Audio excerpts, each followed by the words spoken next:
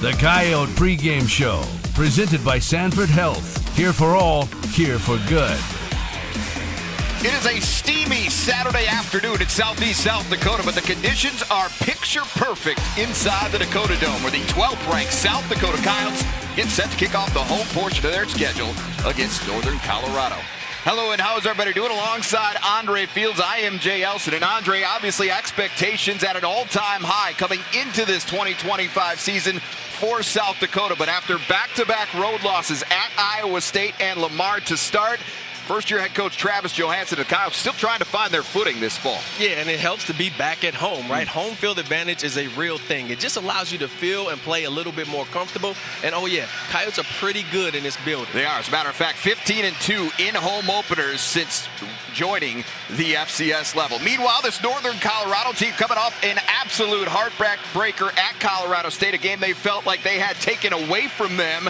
These are not the same Bears that won a grand total of one game over the last two seasons. But with that said, their head coach Ed Lamb clearly understood the situation his team was coming into here today when he met with the media earlier this week.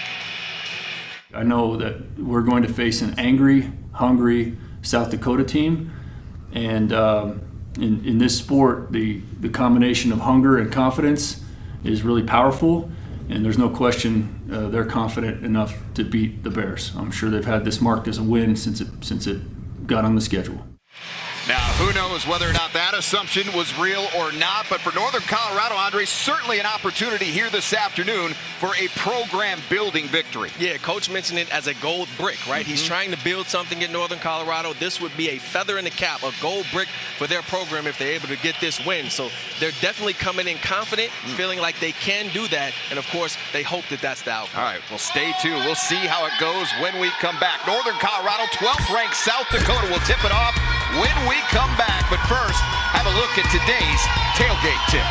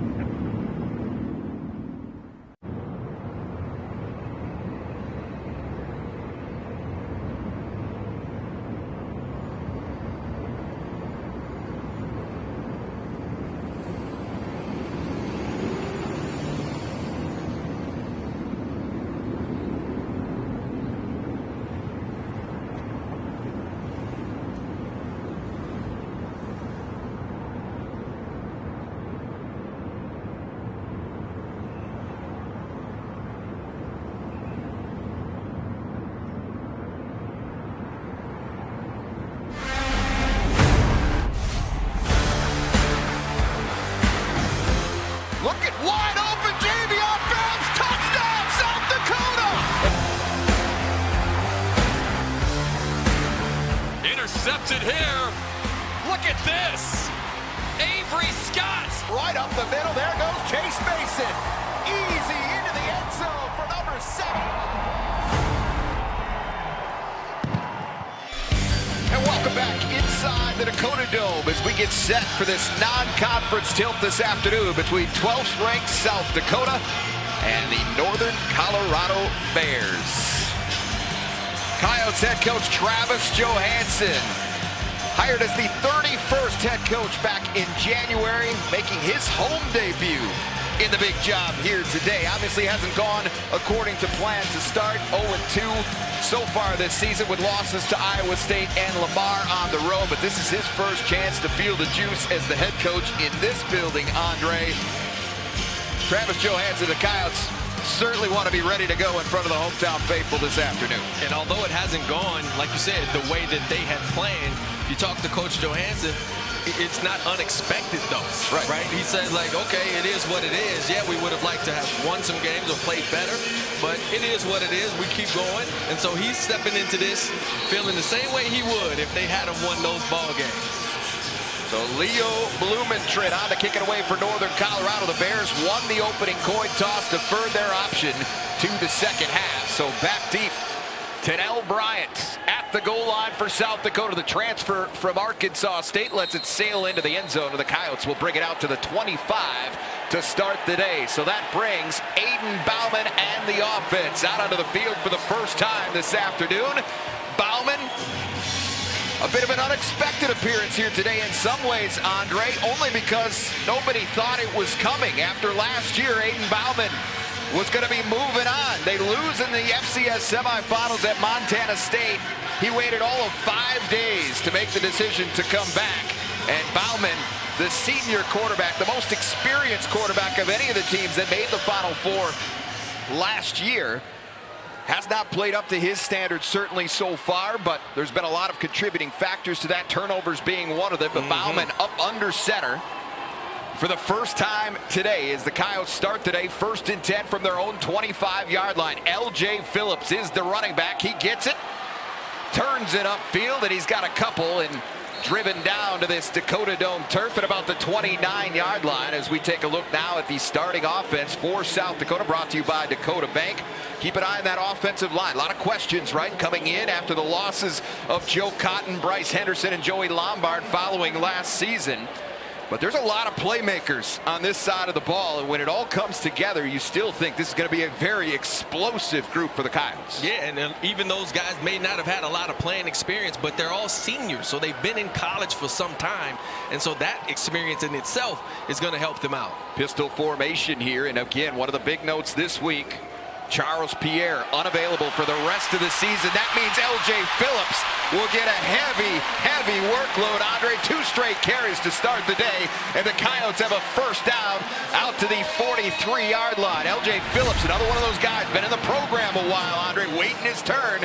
Here it is. And that's what you got to have. You got to have that next man up who's willing to step in and keep it going as if there was no change at all. LJ Phillips is that type of back for the Coyotes. 5'9", 225, a sophomore out of Wichita, Kansas. LJ Phillips, not the home run hitter, of course, the Charles Pierre Jr. is, but he's going to get a lot of things done, a lot of positive things done on the ground. Play action this time. Bauman steps up into the pocket, takes a shot.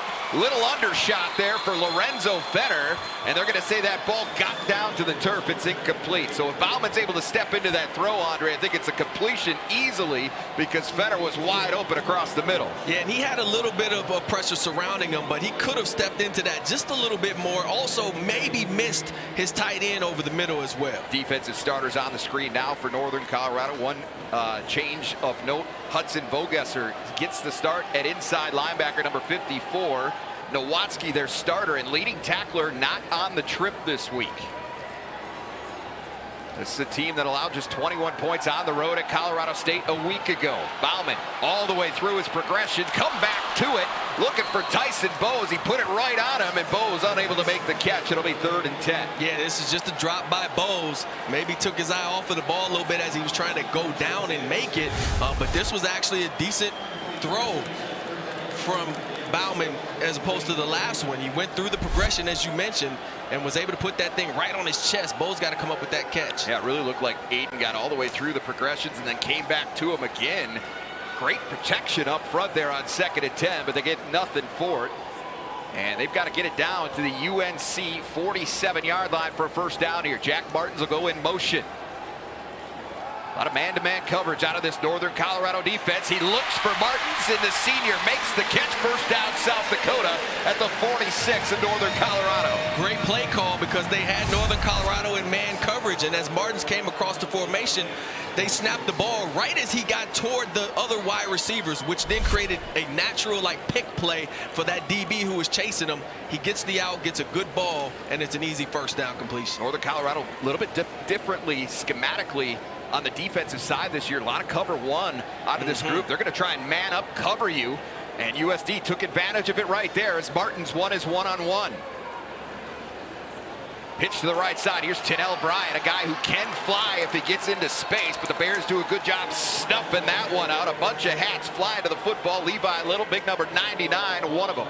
Yeah, they just secured the edge. They did a really good job there of forcing the runner to cut back into the defense. See, there's some little space, and good job of 13 playing the outside shoulder of the guy trying to block him so that you force the running back to cut back into the group, and then the rest of the team makes the tackle. That was Cam Chappa, the free safety, and freshman All-America, certainly one of the standouts on this team defensively for Northern Colorado, setting the edge, forcing Bryant to try and turn that ball upfield. Back to the ground, they go to Phillips again. Finds a seam. Phillips runs a guy over. He's got a first down to the 35-yard line. He's doing a really good job of being patient and finding the cutback lanes. They're starting one way, and then the back cuts back against the grain to see if he can get you to overcommit. And he's doing a really good job of that right now. It's leading to these big gains.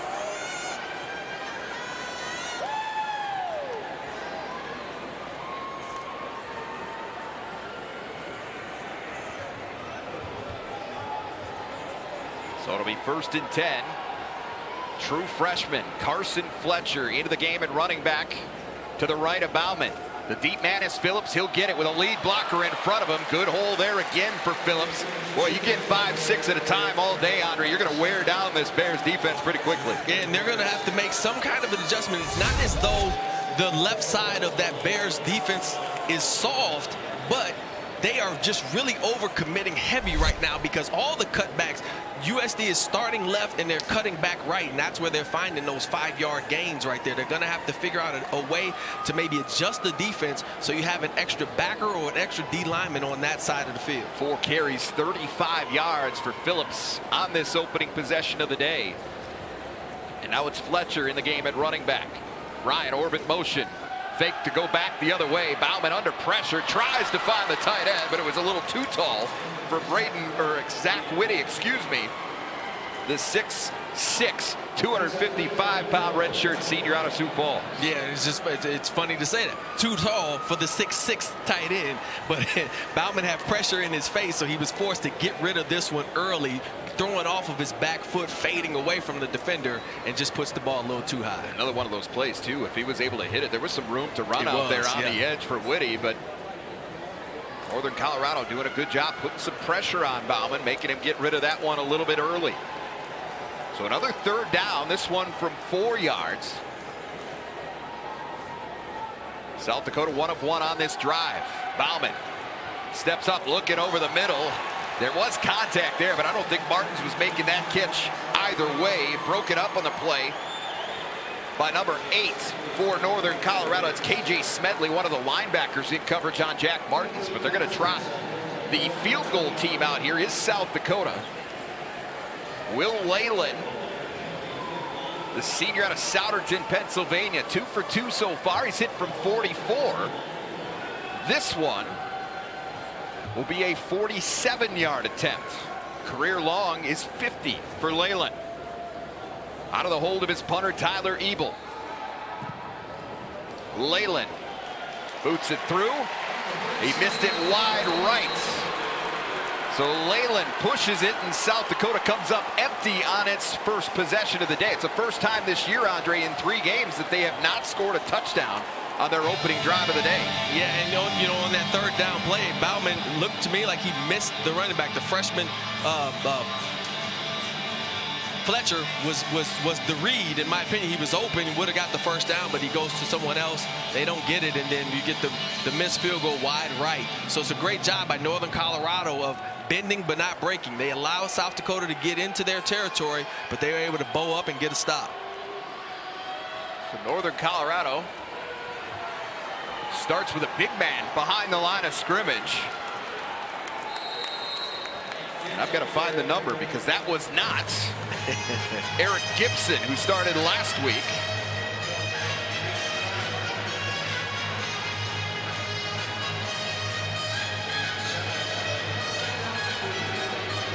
So a minimal gain there on a 6-yard gain rather, on 1st down. And again, they keep the big man out there.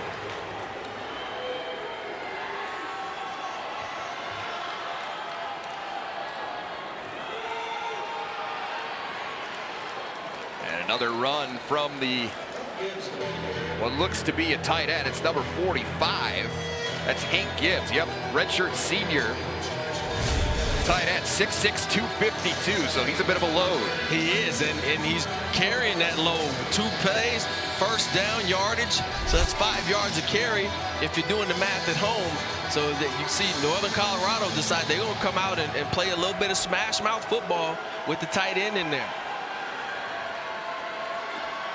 Sticking with him here. Wonder if Gibbs ever planned on starting a quarterback in a college football game. Well, he's doing a really good job. There's another 5-yard gain. So right now they are finding success with these wedge plays with Gibbs at quarterback. So 3 straight running plays for the tight end Gibbs in Northern Colorado onto its own 40-yard line. The projected starter was Eric Gibson. Originally started his career at LSU, made his first start last week. Peter Castelli, the team's original starting quarterback, was injured in the season opener against Chadron State, was lost for the year. So Northern Colorado employing an early wrinkle here to start the afternoon. And now they give it off in a little bit more traditional sense. This time it's Brandon Johnson getting the carry, and the Bears into South Dakota territory down to the 45-yard line. With just some efficient running. This is just a great job of power football up front by those big boys, creating huge seams. The running backs are not getting touched until they get to the second level. It's resulting in, as we mentioned, 5-6 yards per carry so far on this drive.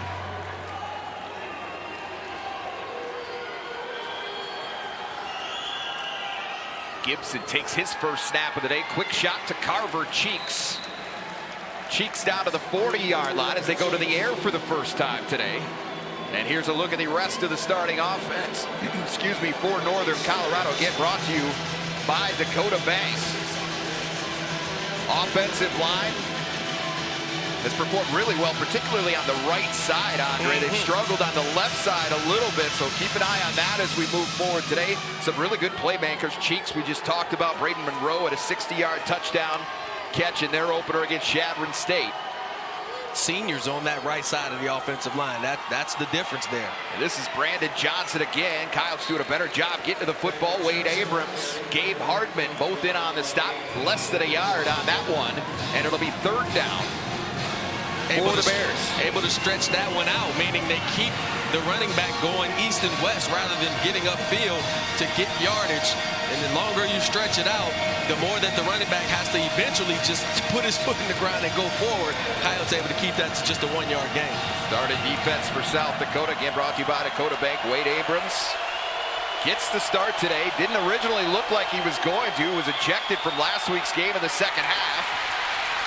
As I believe that was Hardman that got to the running back right at the line. They're going to give him a yard, but he's well short of the sticks. It'll be 4th and a couple yards for Northern Colorado. But as back to Abrams for a second, Andre. He was ejected for targeting during the second half of the Lamar game last week. Normally that would mean you missed the first half this week. But that call was rescinded by the league office on Monday. And Abrams, as a result, is eligible to play the duration here today. Certainly huge when that's the guy with the green dot and the communicator out on the field, your middle linebacker. Abrams being available for all 60 minutes today. So they get the stop, and now a punt from Leo Blumentritt. The German pushes Jack Martins into a fair catch at about the 8-yard line. So South Dakota will take over when we come back.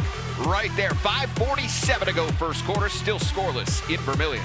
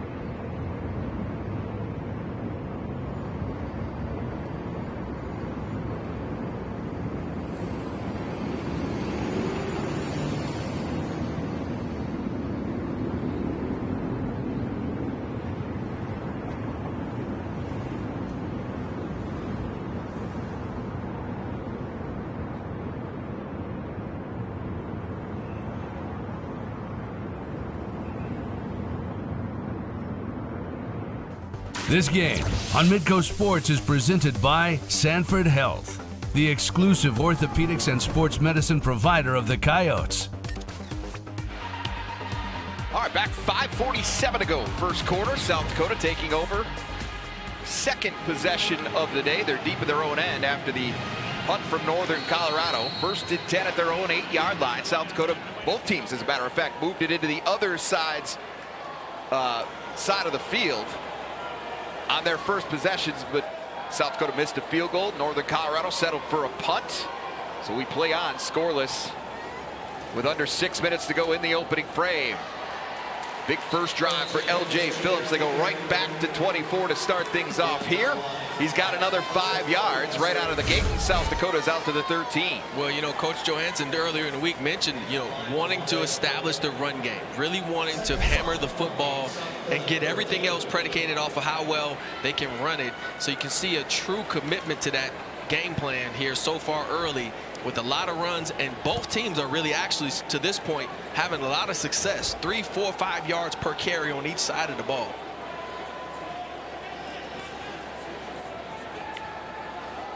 Bauman on 2nd and 5. Redirects things at the line. Takes the snap, turns, hands off to Phillips. Big hole up the middle. There goes L.J. Phillips. Out to the outside. L.J. Phillips to the 50, to the 40, and written out of bounds. A career long carry for L.J. Phillips. And South Dakota right back into plus territory. Yeah, and if you've watched so far, you knew that this was coming eventually, because he was just 1 or 2 tackles away from this type of run already in this game on several different plays. So here you see him just come right off the left tackle, really nobody in the area until he's already 50 yards downfield. L.J. Phillips with a huge run to set up the Coyotes in Bears territory. L.J. Phillips knocking on the door of 100 yards already here, Andre, with still over 4 minutes to go in the opening frame. Bauman wanted to go back shoulder, but Lorenzo Fenner was not looking for the football. Pretty good coverage over there, but Bauman put it right where it needed to be, but it falls incomplete. So you can see a little bit early here, Andre, just the receivers maybe not all on the exact same page with their quarterback yet. That is correct. You wonder if during the week, since they have established the run here today, if the running game has been a huge part of the game plan, so maybe not as many passing plays during practice. But yeah, that was just a timing thing. The receiver not able to get his head around and know that that ball was coming back shoulder based on how the defender's playing. Reed Watkins into the game at running back now as he brings Tyson Bowes in motion. Under center, Bauman takes the snap, hands it to Watkins, and he's going nowhere, right into the backfield. That's Dominic Butts, the defensive end, and a big loss on 2nd down, all the way back out to the 44-yard line. And this was a huge play by Butts. He just comes off. He's initially blocked, comes off his defender, and gets into the backfield as the play was taking a little bit long to develop. That's a great job of having a motor if you're Butts, and that's what you want out of your defensive ends. You want them to just be all to the wall all the way for 5 to 6 seconds. Butts had a tackle for loss in the game last week at Colorado State. Starts the day with one here as well, and it's 3rd and 14. South Dakota's got to get all the way down to the 30-yard line of the Bears for a first down. Good protection this time for Bauman. Looking up over the top. He's got a man. That's Martins. And that is a first down. 2nd time he has gone to his senior receiver, Andre, on 3rd down. And twice Martins has delivered with a first down. Yep, Martin's doing a great job of getting open here in the middle. And then Bauman able to settle down and throw a good football. Look, great protection up front. No one in his face. Is able to get that ball out to his senior, as you mentioned, who comes down with the reception. Couple of big 3rd down conversions already today for South Dakota. Now 1st and 10 at the 23-yard line of Northern Colorado. Bryant, the man in motion. They'll give it off to Phillips. Look at the right side. Turns it upfield. Phillips space again. And he's all the way down to the 5-yard line. L.J. Phillips, a pickup of 18 yards.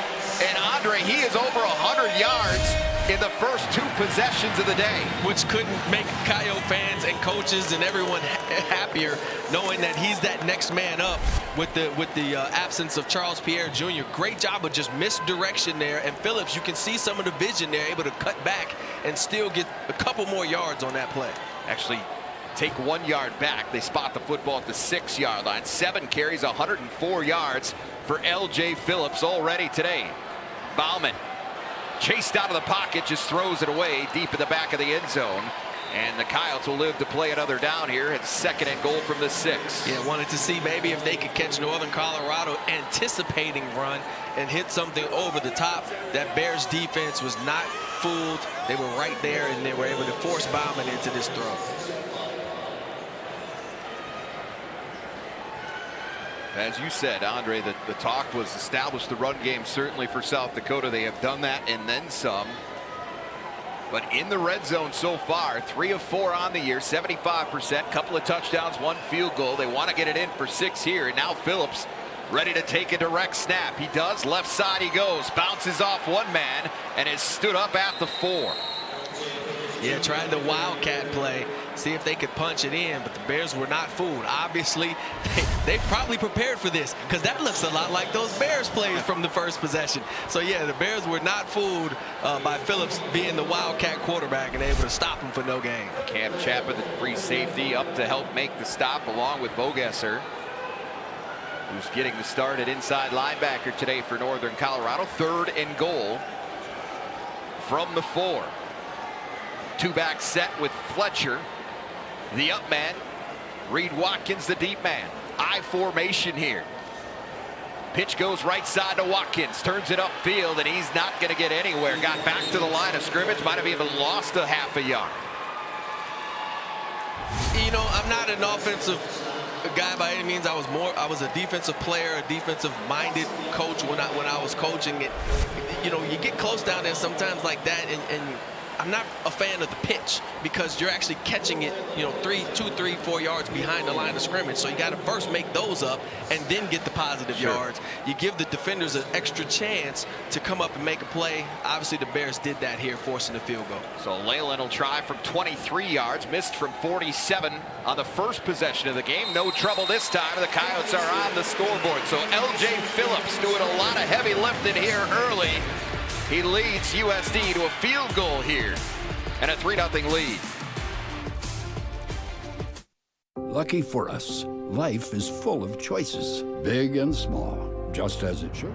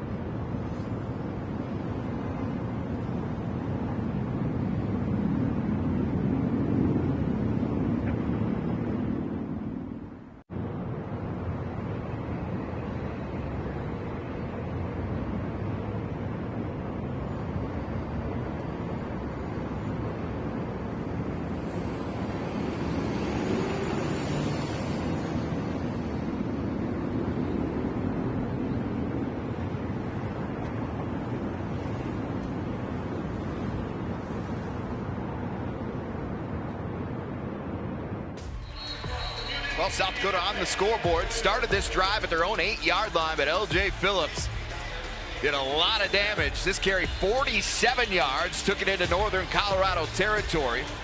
Coyotes picked up a big 3rd down right here on the pass and catch. Made Bauman to Jack Martins. Phillips took him down inside the 5. But they had to settle for 3. Second time in the red zone this year. South Dakota has settled for a field goal. 23-yarder from Will Leyland. But they're on the board here, up 3-0 in this 2025 home opener. Boy, this first quarter has flown by with all the running we've seen so far. Just 39 ticks remain. And Zeke Mata set to kick it away now for South Dakota. Luke Wooten takes it inside the 5-yard line. Wooten trying to get to the right side and does. Wooten steps out of bounds just shy of the 30-yard line, but a nice return by Wooten. And Northern Colorado will take over when we come back, trailing 3-0.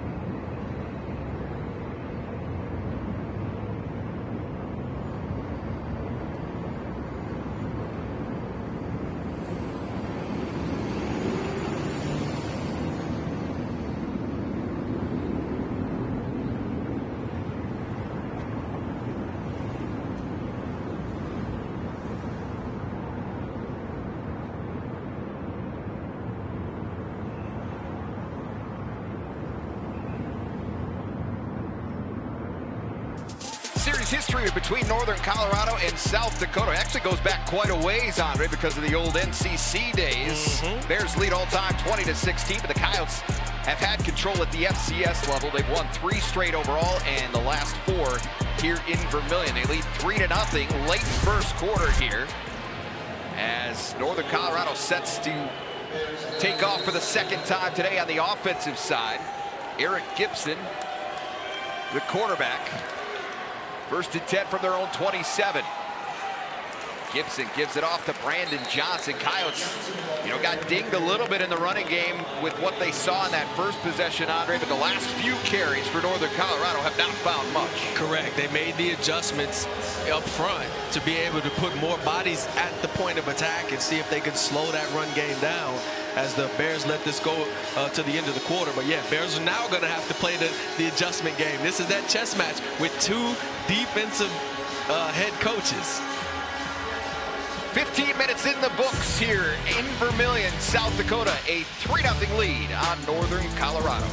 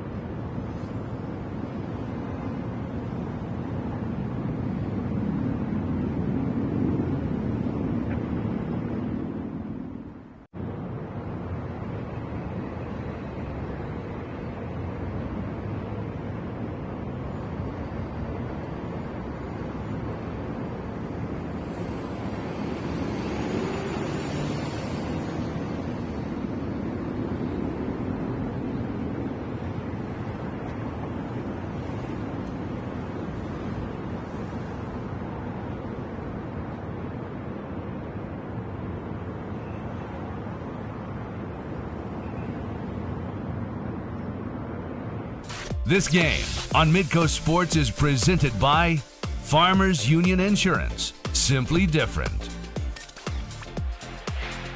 Start of the second quarter, 12th ranked South Dakota, a 3-0 lead on Northern Colorado. Bears start this second stanza with a 2nd and 7 at their own 30-yard line. Coyotes outgained the Bears 133-36 in the opening frame, Andre, but Northern Colorado only had the football for one possession and one play, and that's where we are now. So Johnson gets it again, turns it up, dragged down by Caden Crawford, the defensive end from the opposite side of the line. And it'll be 3rd and about 2 for the Bears. It's a good run here. I mean, you get 4 or 5 yards again to set up 3rd and short. This is, you're right on schedule.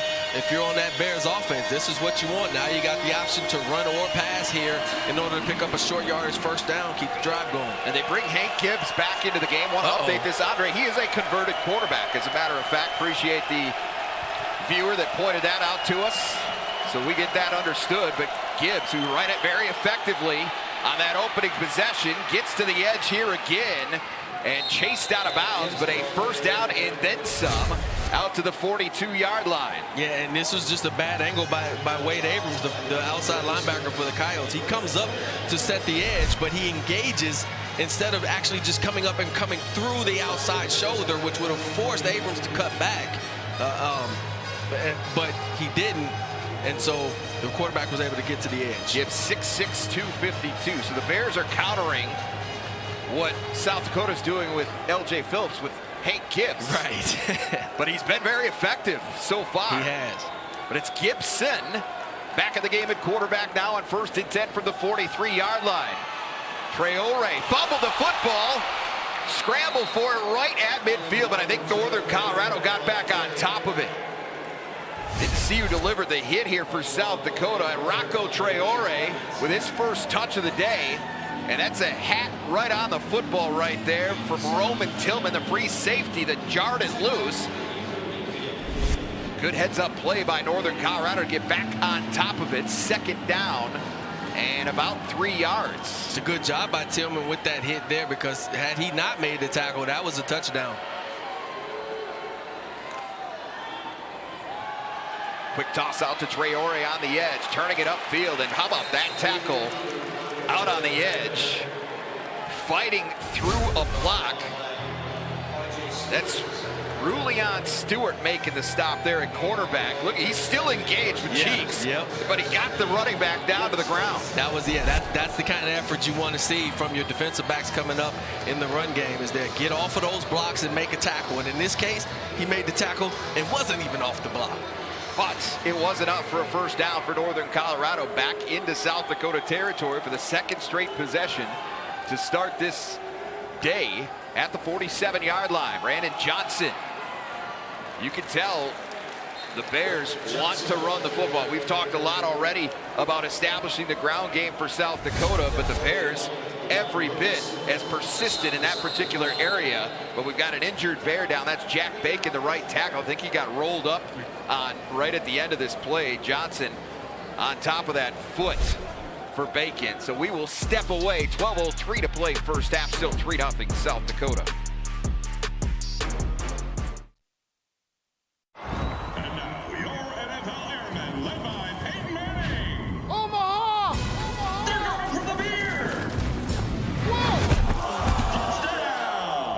Anything for Bud Light, official beer sponsor of the NFL. Thanks. Whether you're managing a busy schedule, caring for loved ones, or just trying to stay on top of your health, Yankton Medical Clinic is here to make it easier. No extra stops, no hassle. Every specialty has on-site physicians to provide you with the highest quality of advanced care. Explore our services online at yanktonmedicalclinic.com. Yankton Medical Clinic. 45 physicians, 19 specialties. So much care, so close to home. You have a credit card for your clothes, for your travel, for your groceries, for your online purchases. So why not have one specifically for your vehicle?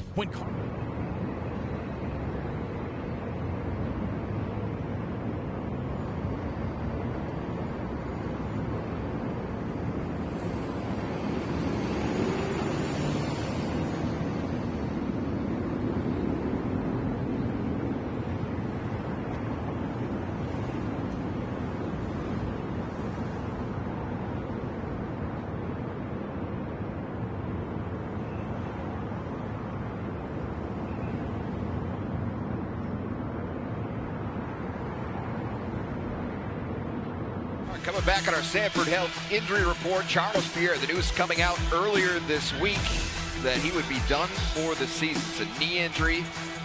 Sounds like really bad luck. As a matter of fact, very low percentage of his particular injury is actually surgical. He fell in that vast minority, Andre.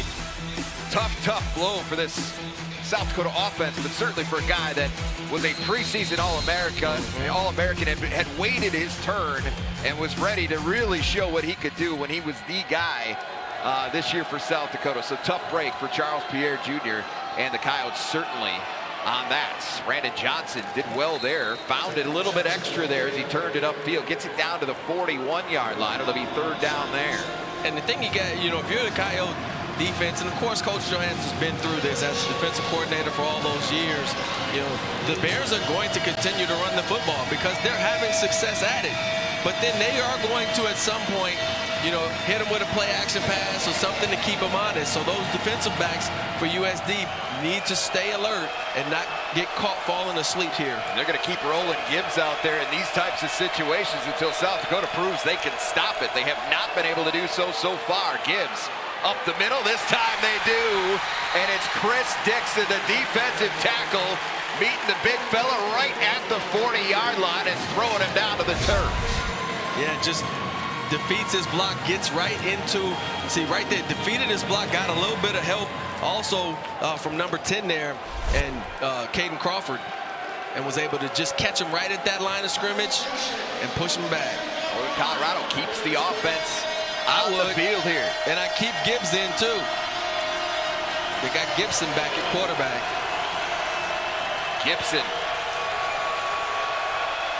came into the day less than 200 yards passing. What will they do here on third down? Quick shot, there is the tight end, and he's got a lot of space out there on the edge. That's Charles Garrison all the way down inside the 20-yard line. What a call on fourth down there from UNC. So it's man-to-man, and Garrison's the guy in motion. So it's hard for me to understand how the DBs fell asleep there, or the linebackers who were in man coverage fell asleep there on him.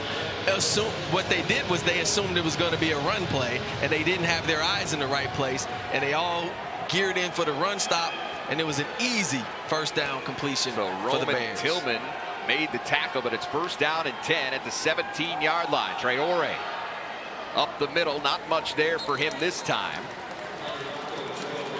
They'll give him the 13-yard line and a gain of 4. And it's a very good drive here by Northern Colorado. You got the good mix of run and pass. You got your good mix of Gibbs and Gibson, and they are just matriculating the football right into deep territory, deep waters here for the Coyotes.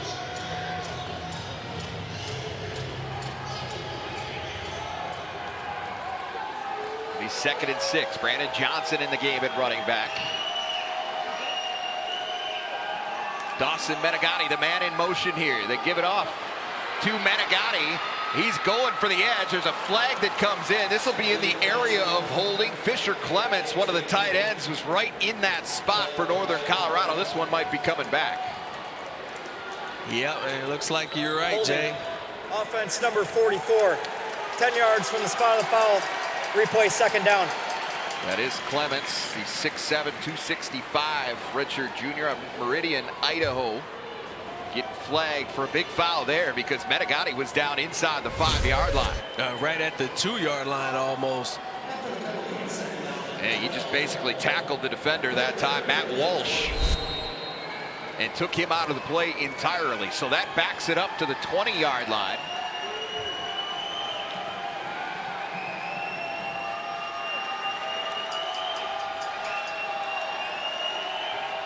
Menegatti again in motion. Gibson, though, gives it off to Johnson this time. Cuts it back. And met at the 15-yard line. I think Wade Abrams was there on the stop for South Dakota. That's a good thing he was, because if there's no Wade Abrams, this is an easy walk-in touchdown, as that left side of that Bears offensive line created a huge gap off left tackle for the running back to get through. Third down so far today. Northern Colorado 1 of 3. Got to get it down to the 8 of South Dakota. End around goes to Cheeks. Coyotes do a good job setting the edge, and Caden Crawford buries Cheeks at the 15-yard line. Give it up to R.J. Stewart, the cornerback, again, coming up off the edge, as you mentioned, setting the edge. Watch him shoot in there. Bang, right there, forces the guy to cut back and cut back right into the arms of his defender for the stop. So Jacob Willig will come on to try a short field goal. This will be a 33-yard attempt.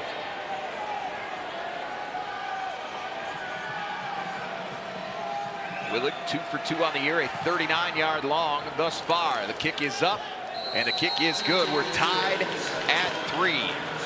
Matching field goals in Vermillion so far today. 7:29 to go in the first half.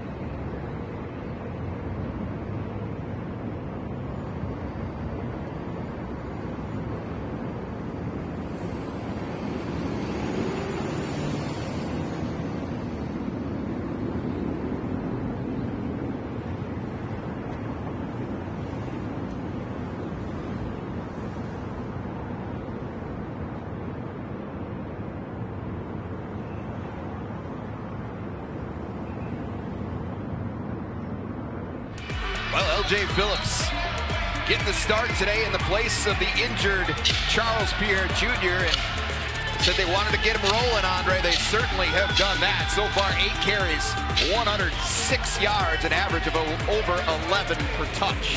Yeah, you can't get any better than that, especially when it's your next man up. So good job of L.J. Phillips just stepping right in and doing what is always expected of everybody on the roster, just to keep the momentum rolling. Mikey Munn, Tanel Bryant back deep to receive. The kick from Leo Blumentritt, left-footed kick, drives it deep into the end zone. Bryant underneath it, lets it go over his head and into the end zone.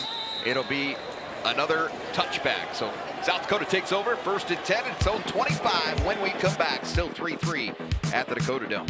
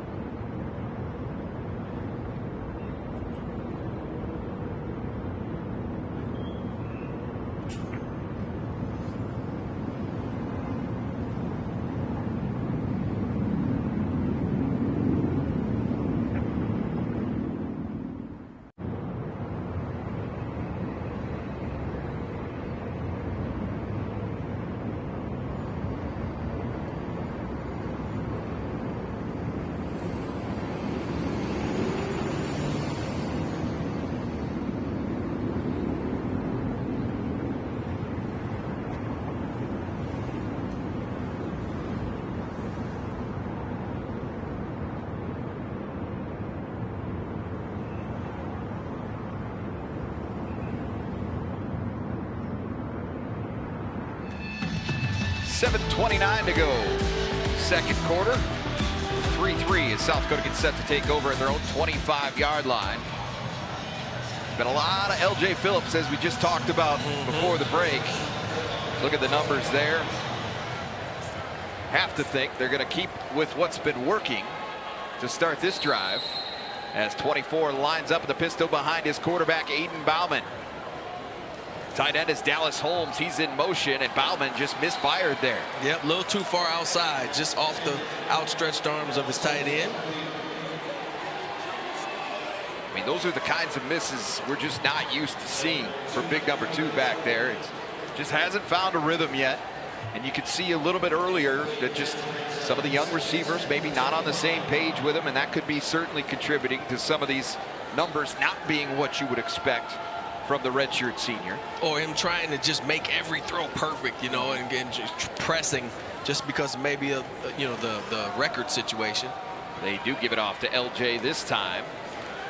Gets through the hole, gets it out to the 29-yard line, a gain of 4, but it'll be 3rd and 6. You assume here you'll get a play action, you know, passing play, as they bring on, you know, some different bodies. One of them being senior receiver Jack Martins, who's picked up 2 first downs on some long 3rd down plays earlier in the first quarter. See if he goes back to Martins this time.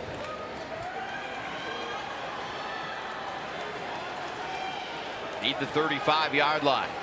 Bauman out of the shotgun. Phillips to his right. And here is Martins, the man you just talked about, in motion. Good protection. Bauman steps up, looking for the tight end. Deflected and intercepted.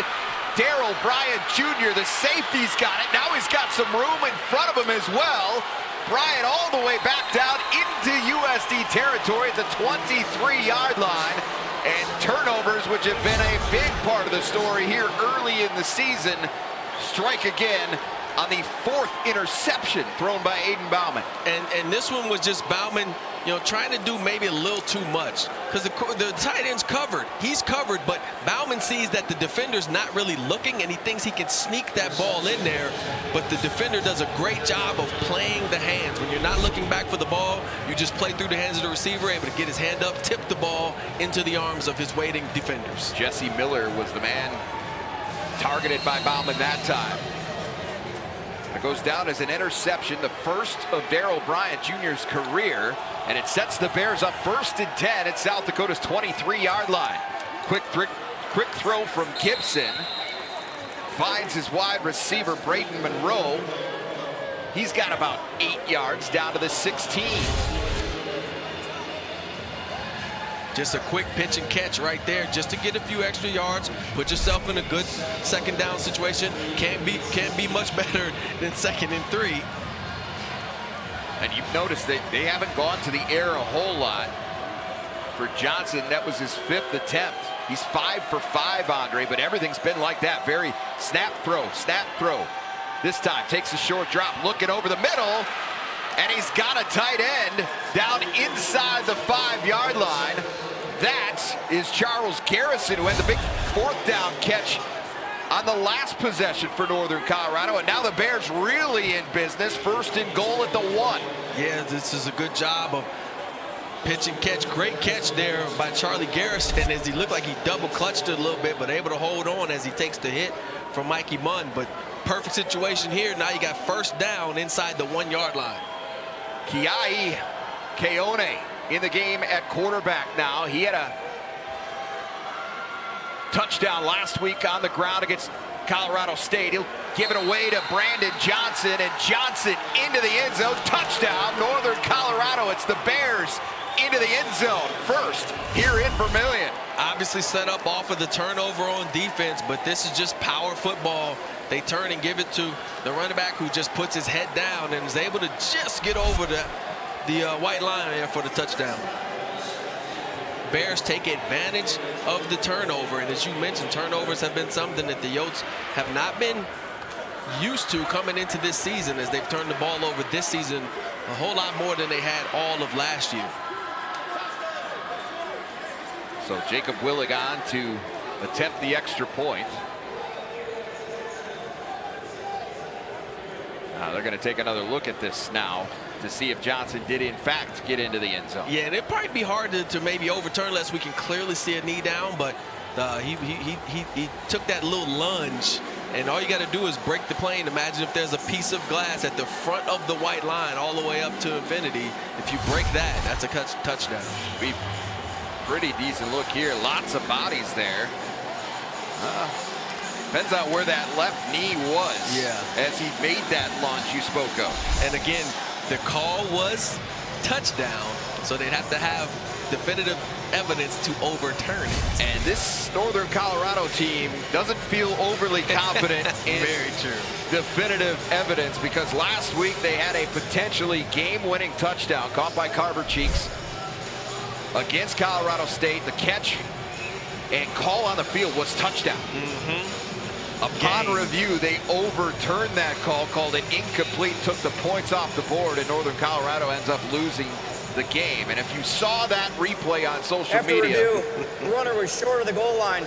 It'll be second down at the half-yard line. Well, there you go. So there you go. Bears fans right now are like, you got to be kidding me. Second time in as many weeks they've had a call overturned on review. Now this one not as crucial because there's still 5 minutes to play in the first half.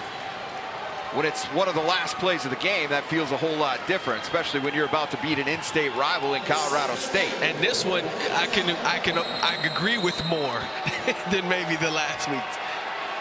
So Keone up under center. And that's going to be a false start on the left side of the line. It looks like the left tight end and the right tight end actually both moved. False start. Offense, number 88. 5-yard penalty. Second down. Yeah, they call it on 88, and Fisher Clemens 44 also jumped. You see the Coyotes pointing to Clemens. So yeah, both guys were a little bit anxious there. Yeah, Brody Judd, the other tight end. Yeah, both of them did move, as you said. Clemens had already been flagged on the last possession for holding, so you know he really didn't want that to go against him. Right. So backs it up now. Little more room to work with for South Dakota to the 5-yard line. Gibbs back in there, taking the snap. Fakes the handoff on the zone read, keeps it himself, trying to lean forward. He got another yard or so, but still about 2 yards short of the goal line. Yeah, that just shows you, the power that the young man has in his legs, because he was stopped 2 yards behind right here, and then just able to kind of keep driving and almost back his way in. So and you got to see those guys in the back, the safeties, guys coming up. They've got to come all the way and help finish that thing off. Get him. It's not over till you're on the ground. So big play here, because I would assume they go for the field goal if they don't get it. Gibson looking to the air, wide open in the end zone, almost intercepted. And a missed opportunity there for Rulian Stewart. Had a chance to pick that. There was a man wide open in the corner of the end zone. Stewart did a great job closing that thing out. Almost had the pick, but he keeps him out of the end zone at least. And this is one of those situations as the DB, you got to get that one, right? Because you don't want them to get the field goal. If you catch it, they don't get a field goal attempt. But unfortunately for DBs, that's probably why they play DB, right? That's what they say. This will be a 19-yard attempt now.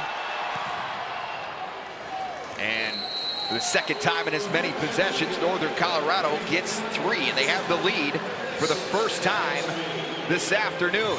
And if you're the Coyotes, that's a win. You're okay with that because you held them to a field goal. Turnover where they start with the ball in the red zone, and you're able to still hold them to a turnover. Granted, self-inflicted wounds by the Bears. You're set up at the 1-yard line. You're probably going to score, and then you jump off sides, which really is probably the difference in them having 6 or 7 rather than 3. So both sides can find some positives and negatives in that last possession. But yes, all started by the interception from Darryl Bryant Jr. They started that drive at the 23-yard line of South Dakota. Coyotes caught a bit of a break, and the touchdown was overturned on review. They said Brandon Johnson was down short of the goal line. The false start backed them up, and the Coyotes able to hold them to 3, but they trail here in the home opener for the first time today, 6-3, with still 3:55 to go in the half. Blumentritt Keeps this kick short. It'll be Mikey Munn camping out underneath it. The Colorado native takes it at the 5-yard line. Munn takes a shot, and he felt that one as he got right to the 20-yard line. But we have talked about turnovers being a part of the story here in the early part of this season for South Dakota. Look at last year, Andre. They turned it over a total of 10 times and finished plus 10 on the season. That's through 14 games. Through 2 quarters and 2 games, or not even quite 2 quarters, South Dakota's now thrown 4 interceptions and lost 2 fumbles. They're -4 in that category. Turnovers so often tell the story, and they certainly have here to start 2025 for South Dakota. I agree 100%, and that has to be addressed and has to be fixed, because that's clearly an area you can point to say this is why they've gotten off to such a slow start. So they're going to reset the play clock here.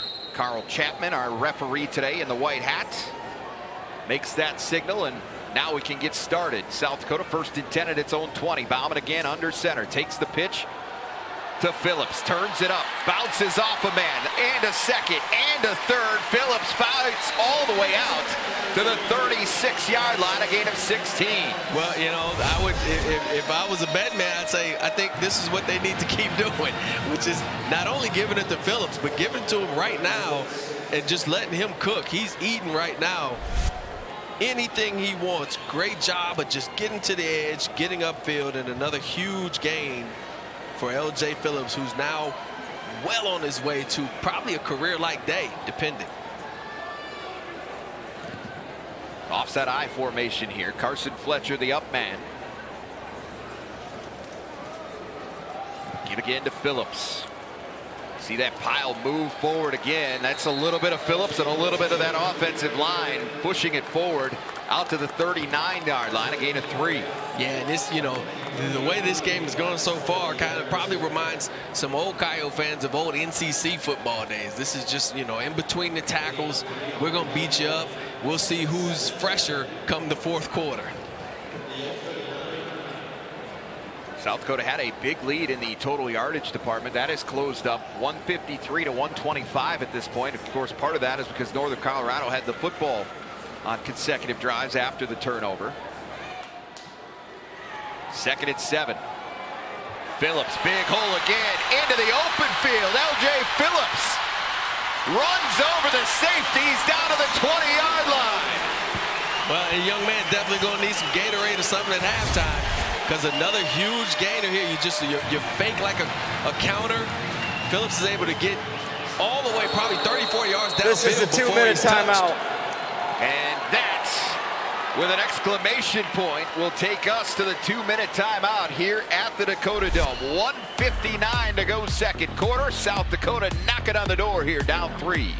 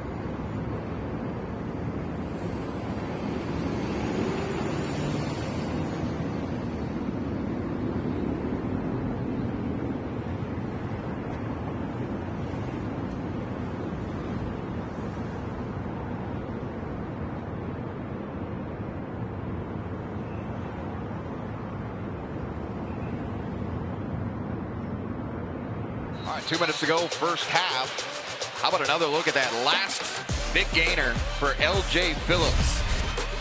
40 yards this time. This after a 47-yard he had in the first quarter, Andre, but I like how he finished this run. Yeah, look at that. Doesn't go out of bounds, doesn't just run and get tackled. He actually cuts back and throws a mean stiff arm to send that message that, hey, I'm here. You got to stop me. 12 carries, 169 yards for L.J. Phillips with still 2 minutes to play in the first half. And he'll get it again. Lots of room. Phillips inside the 5 to the end zone. And ruled out shy of the goal line, down to the 1-yard line. That's a gain of 12. Well, and you can see here the last two plays that Bears left side of their defense just not really getting it done. They're getting, getting 20, not 12. I don't know where I got that number. It's creating huge lanes on that side of the field, on that Coyote right side for Phillips to run through. It's kind of easy to run when there's nobody in front of you. South Dakota's been inside the 10, inside the 5 once before in this half, but they had to settle for a field goal. And now they want to talk things over with 1:53 to go in the second quarter. But L.J. Phillips, I think he's done a great job, Andre, of answering any fear that South Dakota folks, FCS folks, might have had about the running game for South Dakota with what he's done here today, and just not even a full half. Yeah, that's true. Yeah, he's listen, if you follow Coyote football, you know that L.J. Phillips was that guy. He had a great year last year as well, so there wasn't going to be much drop off, but he's proven today that there's none. There's absolutely no missteps or drop-offs at all. Well, I tell you what, that's close to being a touchdown. I don't know if he stepped out, or not, but he was in the air when he crossed the goal line there. Or when it hit the pylon. Looked like he hit a pylon in the air, so that would be a touchdown if you're able to do it. So they're not taking a look at it, so maybe the ruling is clear and obvious that he stepped out at the 2. It was hard to see from our vantage point up here, but... And I do believe that this timeout was really actually maybe to see if they would give them a chance to look at it. Give you a little more time to have a look at that. Because Coach Johansson went right over to the referees at the timeout, and he was talking to him even well into the timeout as well. But call remains, and the ball remains at the 1-yard line. First and goal for South Dakota. You got to feel like they're going to let Phillips finish what he started here. And I just turn and give it to him. Don't pitch it. Just turn and give it to him. It seems to work. They do exactly that. Phillips driving forward. I think he's short. They're going to say he's got the half-yard line, maybe less than the half-yard line. And now Northern Colorado wants to preserve what they can of this clock. They call a quick timeout with Ed Lamb. Yeah, good job here. Smedley right there, the outside linebacker, actually pulling Phillips from the shoulder pads to try to keep him from getting that ball across the plane. And I don't see it. I don't see it crossing the plane. Even if it was close, you wouldn't be able to overturn it based on that view, just because you couldn't see the football. But I mean, the nose of the football. I mean, you might be able to get one of those index cards that Gene Steratore is so famous for. Might be able to get one of those between the goal line and the edge of the football. Bauman does have a couple of quarterback sneak touchdowns in his career as well. Certainly with that length that he has, 6'5", 225. And I think I see Cremasoli coming in the game now. Devin Cremasoli's mostly a guy that they use certain packages. Runs the football very well. Had 133 yards rushing last year and a touchdown. And they come out. Shotgun formation. The tight end Dallas Holmes to the left, L.J. Phillips to the right. Cremasoli looking to do it himself, reaching toward the end zone. He won't get there. In fact, he lost half a yard. And he tripped over the lineman that's actually down on the field there. He tripped over him. If he's able to get over him, maybe he has a chance for a lunge. Well, that's 76. Brock Wolf, excuse me, the right tackle that he tripped over. As a matter of fact, that was Sam Coles that was down a little bit after the play. Sam was able to get up to his feet and walk over to the sideline huddle under his own power. So lots to talk about for South Dakota with 1:40 to go in the second quarter. Coming up at the half, we're going to have a chat with South Dakota volleyball coach Leanne Williamson. Her team off to another great start this year and playing in a multi-team event right here at the Sanford Kyle Sports Center this weekend. They've got number 17 Kansas coming up later on today at home. We'll have your highlights and stats and a look around the MBFC as well. It's all coming up at the half here on Midco Sports. But 3rd and goal for South Dakota now. They tried it with Kremis Scully. Now they bring the starter Aiden Bauman back out there and put the LJ Phillips back behind him again. Again, they go up the middle and into the end zone. There's LJ Phillips. Touchdown, South Dakota. Yep, just turn and give it to him. As I mentioned, it's been working so far to the tune of over 170 yards rushing. Nothing fancy there. A couple of zone blocks by the offensive line. And LJ Phillips walks into the end zone for his first touchdown. So those are the first points scored in the second quarter this season for South Dakota. They've gone 2 games without scoring in the second or third quarter, Andre. And the first rushing touchdown as well as Leyland kicks the extra point through, and South Dakota has the lead again, 10-6 with 1:38 to go before halftime. Yeah, it's a good job of finishing the drive. You get the big play from LJ Phillips to put him inside the red zone, get another huge run to him, get him down to the 1-yard line. See, this is the play that started the drive. So a lot of LJ Phillips here. And when you see a running back with runs like this, Jay, you know that the guys up front are getting it done. And he's actually, not even being touched until 20-30 yards downfield at some point. So they're not only getting their initial blocks, but they're getting up to the second level and getting bodies on linebackers and safeties as well.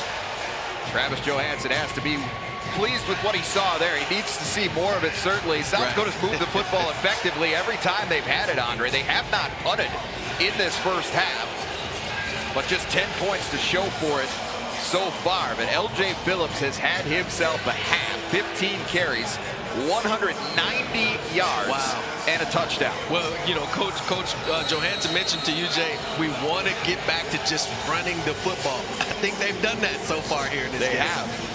They have at that. Northern Colorado's done a pretty good job in that area as well. It's one of the reasons the Bears are hanging so tough here on the road in a hostile environment at the Dakota Dome, trailing just 10-6, and they still have 1:38 to work with and 1 timeout. Northern Colorado will get the football first as well, so a chance to double dip here. Yeah. They deferred their option after the opening coin toss, and they will receive the second half kickoff. Now, if you're going to do something, you either got to have some chunk plays, some big plays, which means you might have to drop back and throw the football. And although they don't have 100 yards total rushing, they seem like they've rushed the ball very well in this first half versus the Coyotes. They've moved into Coyote territory on almost every drive. So we'll see if they change that up just a little bit here because of the situation and throw the football some.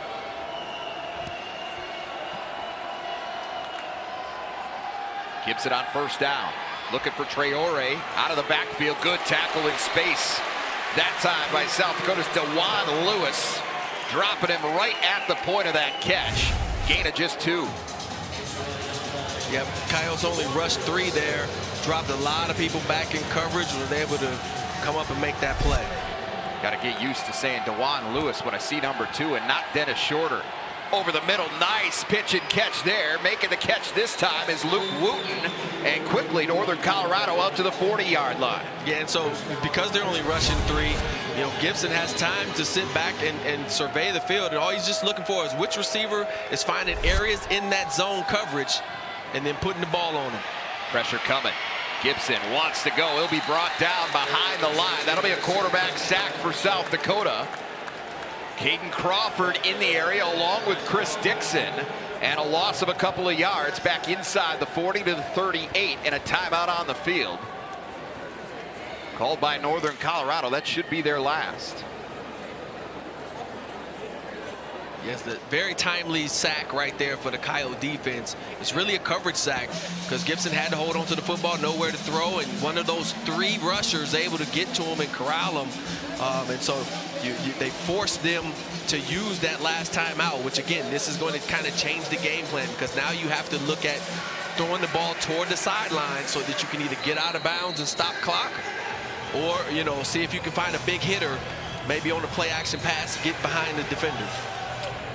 So it'll be 2nd and 12. They can get a first down just across the 50-yard line, but that was the final timeout for Northern Colorado. So the Bears are going to have to hustle from here on out. It also plays a big role too, Jay, if they do get into field goal territory, because now you either have to spike the ball in order to stop the clock and get that field goal team out onto the field. Gibson, quick out to the edge, finds the tight end, Fisher Clemens.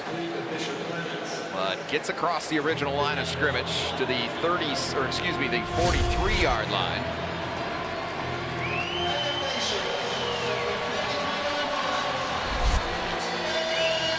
Driven out of bounds that time by Mikey Munn.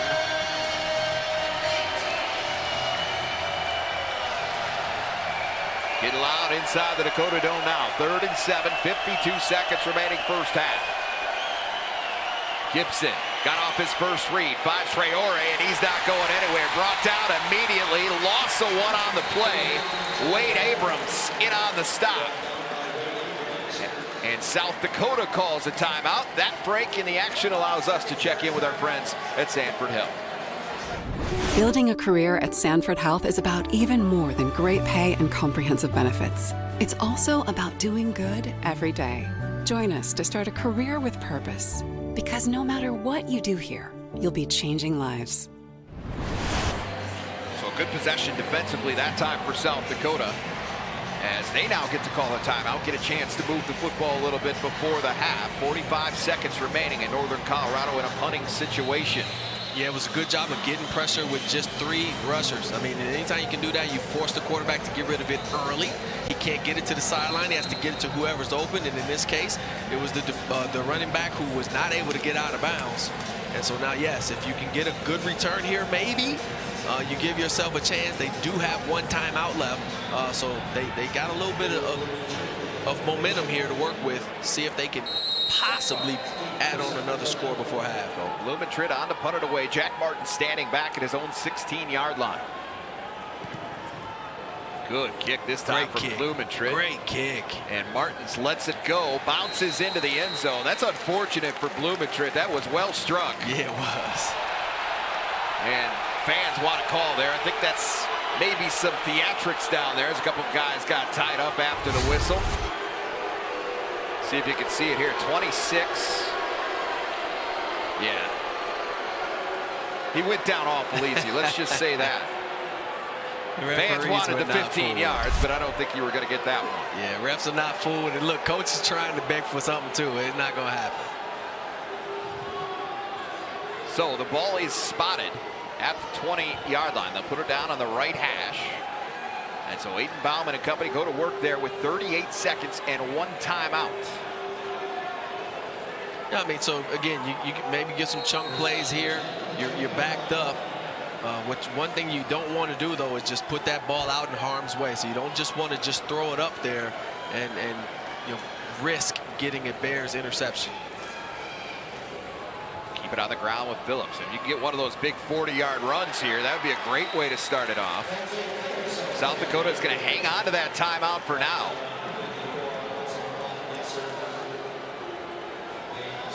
Bauman directing traffic. 20 seconds remaining in the half. Takes the snap. Bauman over the middle finds Phillips. That's a first down, so that'll stop the clock briefly. Yeah, and now USD will call that 1 timeout. Yeah. Going to be tough, even with the chains resetting and only 10 seconds remaining, to get that ball and everybody aligned correctly without running out, working yourself into a penalty situation there. So Travis Johansson elects to take his final timeout with 10 seconds on the clock. Well, it's a long way to go, obviously, to get into field goal range. And even if you do, you know, will you have enough time then left to spike the ball and get the field goal team onto the field? So I wouldn't also be surprised if they came out and nailed this, or at least just ran the football and allowed the clock to run out. You have the lead. And again, Northern Colorado gets the football to start the second half. So you absolutely don't want anything fluky to happen if you're Coyote fans, where they get an opportunity to rush their kicker out onto the field. L.J. Phillips only 3 yards shy of 200 in the half. Wow. For what it's worth. And it's to 10, and you're only down 4 points. So if you're Northern Colorado, you gotta take that feather in the cap. Bauman drops it off to Phillips. He needs to get out of bounds. Phillips fights his way to the sideline, gets out at the 44-yard line. Again, some extracurriculars there. Lorenzo Fenner, Derek Jones tangled up far downfield. No flags again, but they'll spot this. So back-to-back catches now for what hasn't L.J. Phillips done in this first half, by the way. Now you've got yourself into a Hail Mary situation, potentially from your own 44-yard line. Yeah, you can see the Bears defenders, well, they were back deep. South Dakota's going to kneel on this. Defending that. Bauman takes a knee, and that'll do it for the first half. So 30 minutes in the books here in Vermillion. South Dakota trying to win a 9th straight game at home overall. They'll go to the break leading Northern Colorado by a score of 10-6. L.J. Phillips was a massive first half here in Vermillion, but it's been a defensive battle overall. 10-6 Coyotes on top of the Bears at the break.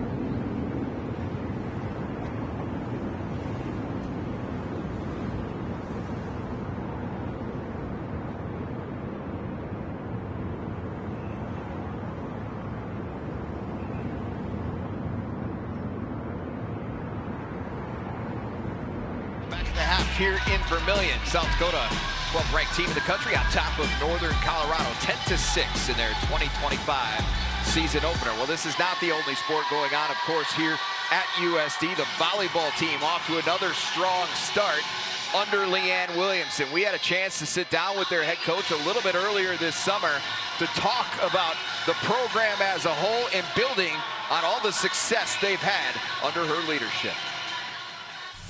Leanne, it's been a while since I've got a chance to sit down with you, so I'm excited for that. But first off, good news for you, fresh off a contract extension. It seems like that's kind of becoming an annual thing for you at this point. Maybe every couple of years, but yeah, obviously very excited to continue to be here leading this program. It's a place I love. It's a community that I love. My family is happy here. And, more than anything, volleyball is supported here. And that's something that is extremely exciting for us as coaches, as a team. And it's something that I want to continue to be a part of. As you look at what you've built here or continued to build here, obviously Matt Houck did a great job in his own right, and you kind of took that and pushed it even further along. How would you describe what this program has become in your 11, going on 12 years now as the head coach?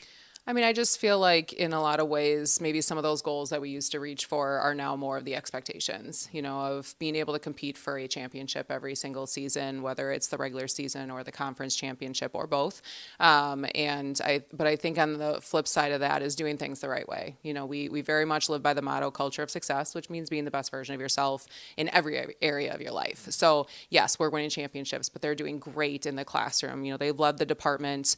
I think it was 5 years straight, with the highest GPA, and the community service that they're doing and the work, just the relationships that they're building outside of this place too is extremely meaningful. And it's something that we want this program to continue to be known for. And it's something that we're going to keep striving for. Well, you mentioned the championships, and obviously that's the ultimate measure for any coach is how competitive are we year in and year out.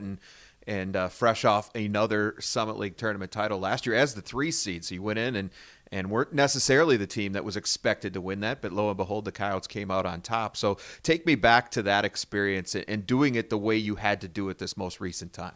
First of all, it feels like forever ago at this point. I think the season was a lot about growth, and we knew at the beginning of the year that we were going to be very different at the end of the season than where we began.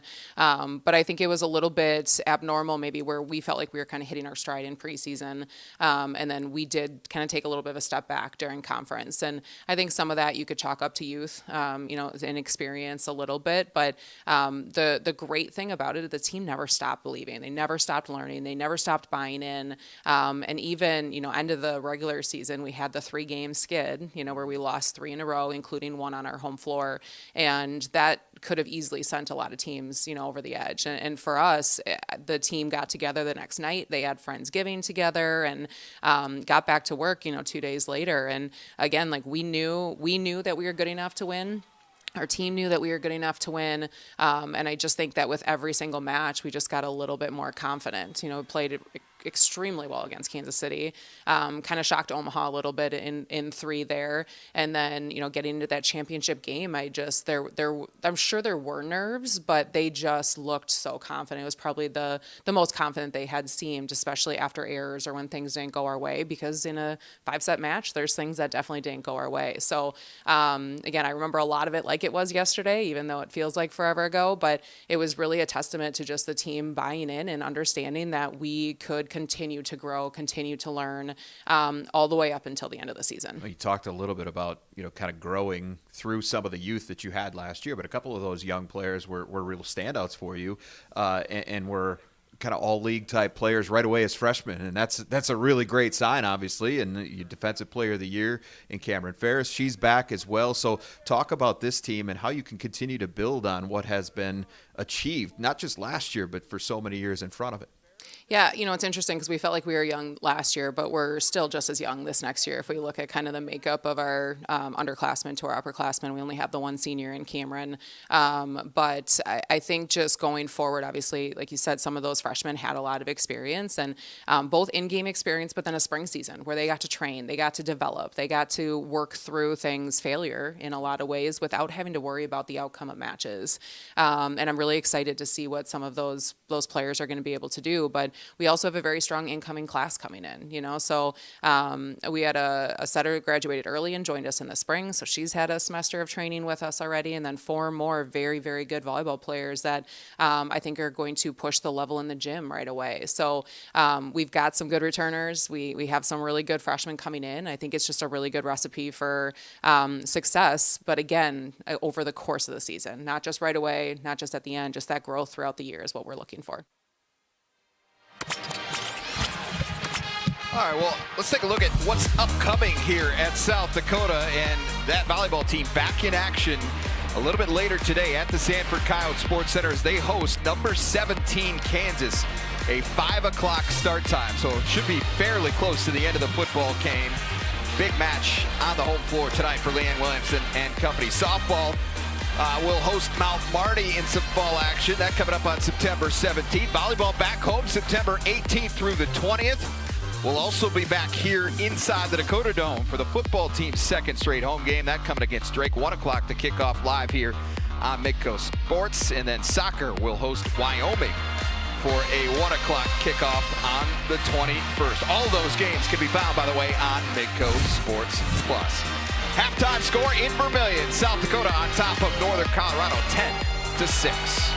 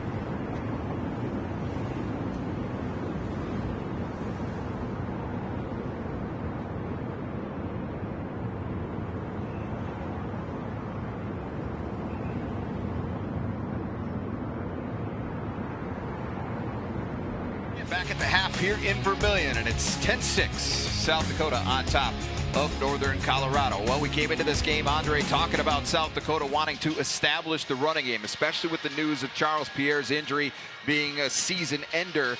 L.J. Phillips comes on, and boy, he had himself a half today. He really had almost 200 yards rushing, and really a lot of big runs, like long 20, 30-yard runs. Yep. So, yeah, I don't think that there's any worry about filling Charles Pierre's spot. Certainly want to clean things up overall offensively. Did have another turnover that led to a field goal for Northern Colorado, but overall a pretty impressive offensive display. They just don't have the points that they'd like to have here at the half. Yeah, and they really haven't thrown the football a ton, but they really haven't needed to either with the way that Phillips is running the ball. And so, yeah, they really want to get it in the end zone more, but you'll stay efficient because it's kind of that keep hitting it, and eventually it'll crack. Yeah, you feel like with the effectiveness that they've had running the football, Northern Colorado is it's going to be all they can to go 60 minutes at that, because getting worn down certainly part of the equation. Yes, you would think for South Dakota if they're able to do it here in the second half. But an impressive showing on the road for Northern Colorado as well. Let's take a look at your first half highlights brought to you by Avera Orthopedics. Here's the man we're talking about, L.J. Phillips. In that first half, Andre, we saw a ton of number 24. 16 carries for 197 yards and a touchdown. Set up the opening field goal. Here's the turnover we talked about, deflected interception. That gave Northern Colorado great field position. Jacob Willig boots it through. That gave them a 6-3 lead at the time.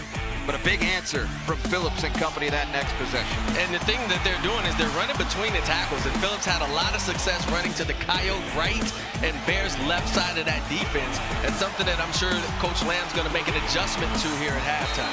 Yeah, Phillips had carries of 47 and 40 yards on his way to that 197. Got into the end zone late in the first half to give South Dakota this 10-6 lead at the break.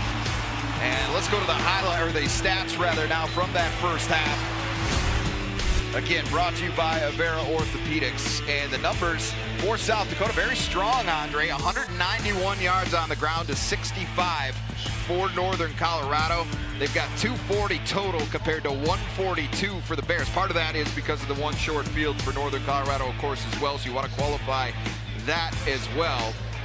South Dakota's been pretty good on third down today. Again, 3 of 6. They struggled a little bit in that category, and the Bears are 1 of 6. Right. But they do have a fourth down conversion in there as well. So if they didn't give them a short field, South Dakota was making life pretty difficult on the Bears defensively. Yeah, and although the Bears don't have a whole lot of rushing yards, it seems like they were running the football effectively. But again, that's only before they got into third down. And see, with only 1 of 6 on third down, that's something they're going to have to address. You have to be able to keep those drives going because you can't just rely on getting a short field off of a turnover or special teams. You're going to have to march the football. You're going to need to convert some third and fourth down situations. They will certainly need to do that over the final 30 minutes here today. 10-6 the halftime score. We'll have a look around the Missouri Valley Football Conference when we come back here on Midco Sports.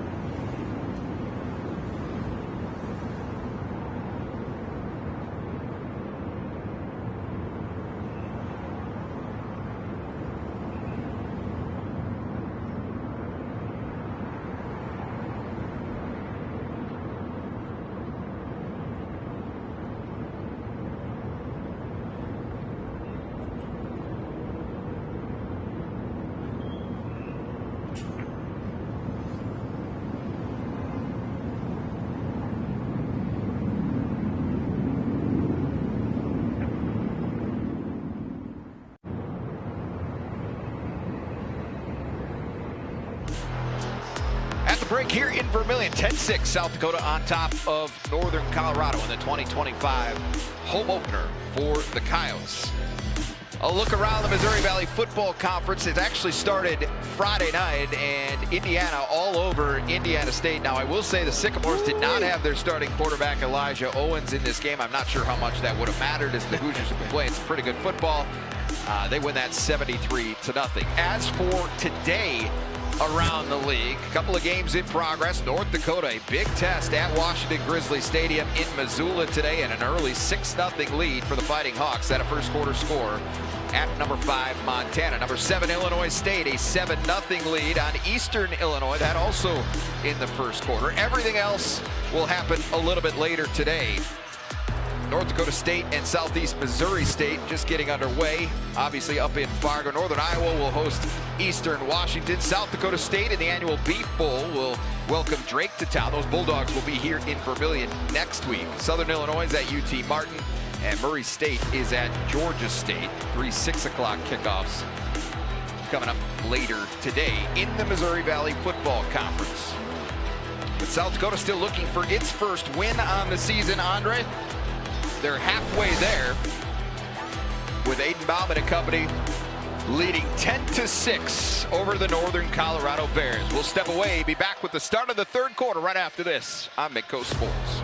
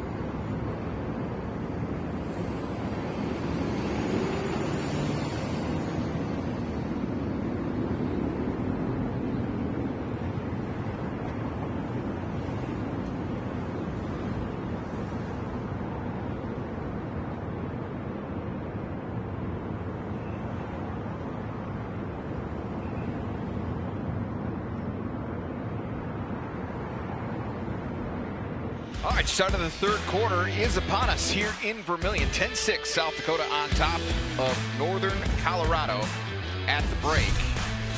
And coming up later tonight, more college football here on Midco Sports and Midco Sports Plus. Drake and South Dakota State. The Jackrabbits coming off that huge win last week in double overtime at Montana State. Trying to follow it up tonight in the annual Beef Bowl. 6 o'clock, the kickoff from Dana J. Dykehouse Stadium. Tyler Merriam, Curtis Riggs on the call for that one. But we've got 30 minutes to play here in Vermilion. Northern Colorado, who won the opening coin toss, deferred its option to the second half, will receive the kick from Zeke Mata here to get things underway in the third quarter.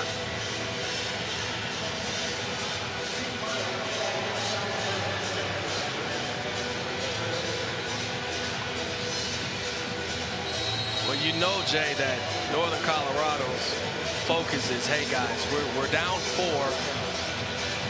and we've given up 200 yards rushing. If we can, force them to throw the football, we might be able to get back into this thing. Now, granted, they have to put points up themselves, but it'd be interesting to see the game plan here in the second half. If they want to do a little bit more play action, if they're going to stick to just running the football, and then really what they do on third down.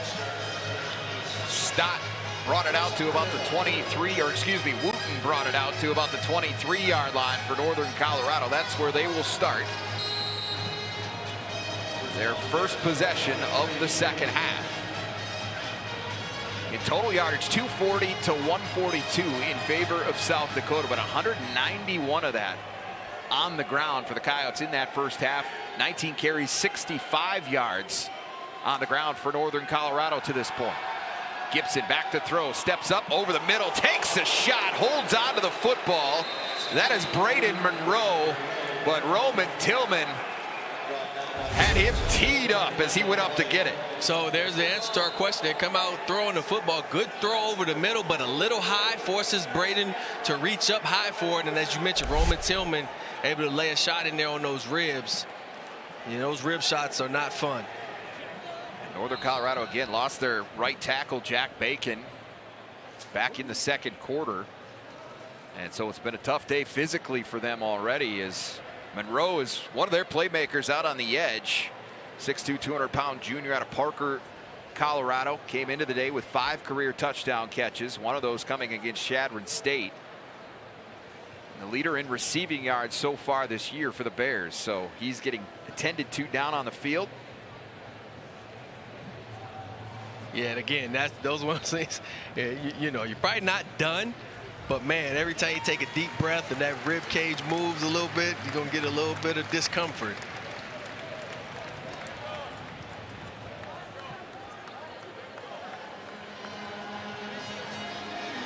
So Monroe gingerly makes his way to the Bears sideline. I mean, you hope, and it was a nice clean tackle that time. Or did they give a penalty, Andre? Oh, a roughing the passer. I missed that entirely. Okay. So roughing the passer on top of that moves the ball suddenly into South Dakota territory at the 49-yard line. So big catch and then a bigger penalty on top of that. And now Northern Colorado on the move here. Good patience that time on the run from Johnson. And he's got near first down yardage all the way to the 40-yard line of the Coyotes. And we saw this in the first half. This is typical Bears offense there. Nice run game, patient run. That's a great job of just allowing the hole to develop, and as soon as he sees it, he explodes through it, picks up 8 yards, and now we got 2nd and 1, excuse me.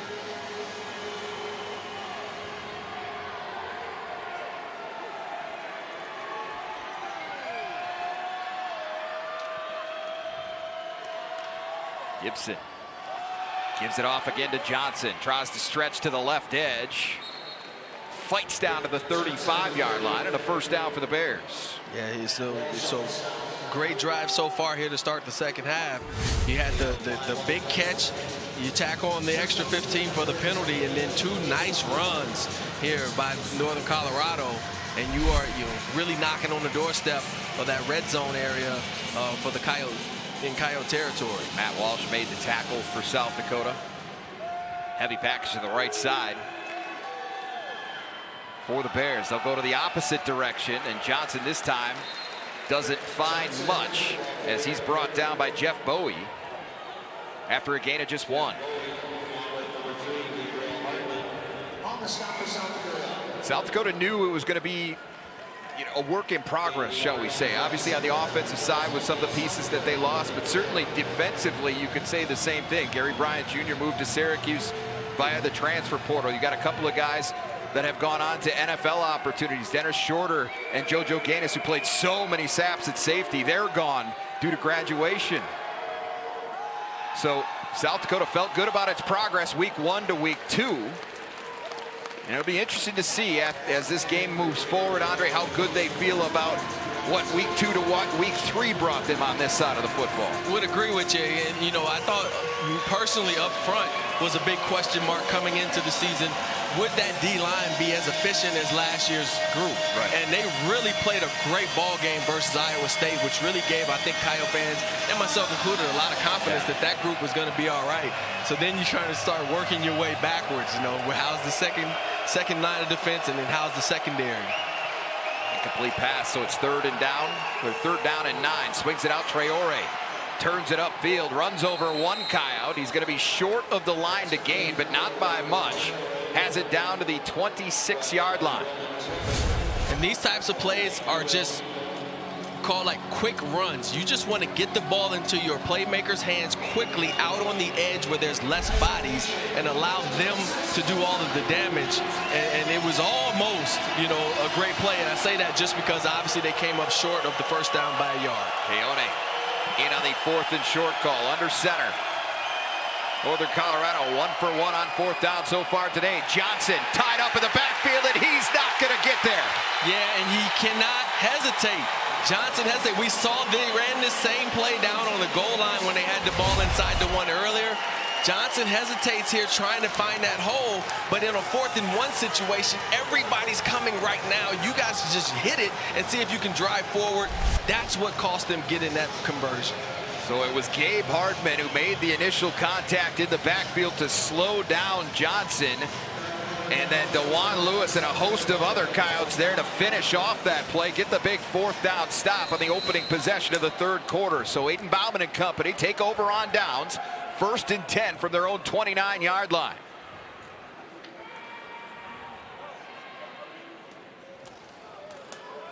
There's the man of the day so far, and Phillips appropriately busts into the open field, and he's cut down just shy of midfield at the 49-yard line. And again, it starts downhill, but he finds space, you know, just slightly off of the right side of the Coyote offense, the left side of that Bears defense. It has been an issue all day because that is the same side that Phillips has gotten a majority of his big runs on. Actually spot the football at the 48 for Phillips. Another big gain on 1st down for the sophomore from Wichita, Kansas, having himself a career day in many aspects. We'll fill you in on that in just a minute. But there he goes again. Not going down on first contact, but Phillips driven back, but they're going to give him 9 yards all the way to the 42-yard line of Northern Colorado. And it's a very generous spot. That's a very generous. That's a home field call right there because he keeps running here. So technically, in my opinion, he should have been stopped back around the 45, but they give him to the 47. But again, another huge run off of the right side for the Coyotes. Frankie Morales, the guy that stood him up, drove him backwards, but again, 9 yards for L.J. Phillips, who's well over 200 yards on the day already early in this 3rd quarter. Tennell Bryant, the man in motion. They'll stick it on the ground with big 24 off the right side. He's got a 1st down inside the 40-yard line. L.J. Phillips, Andre, came into the day with career bests of 15 carries for 93 yards and a long of 32.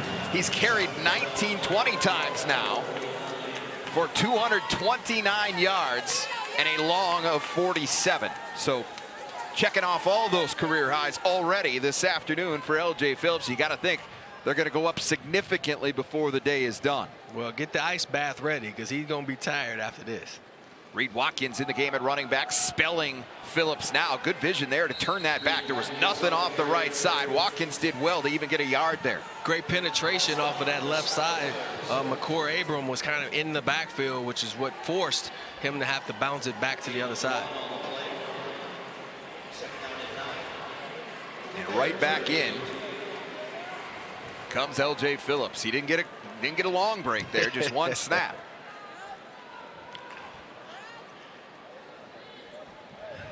And this is why you condition. Young fellas watching, this is why you condition.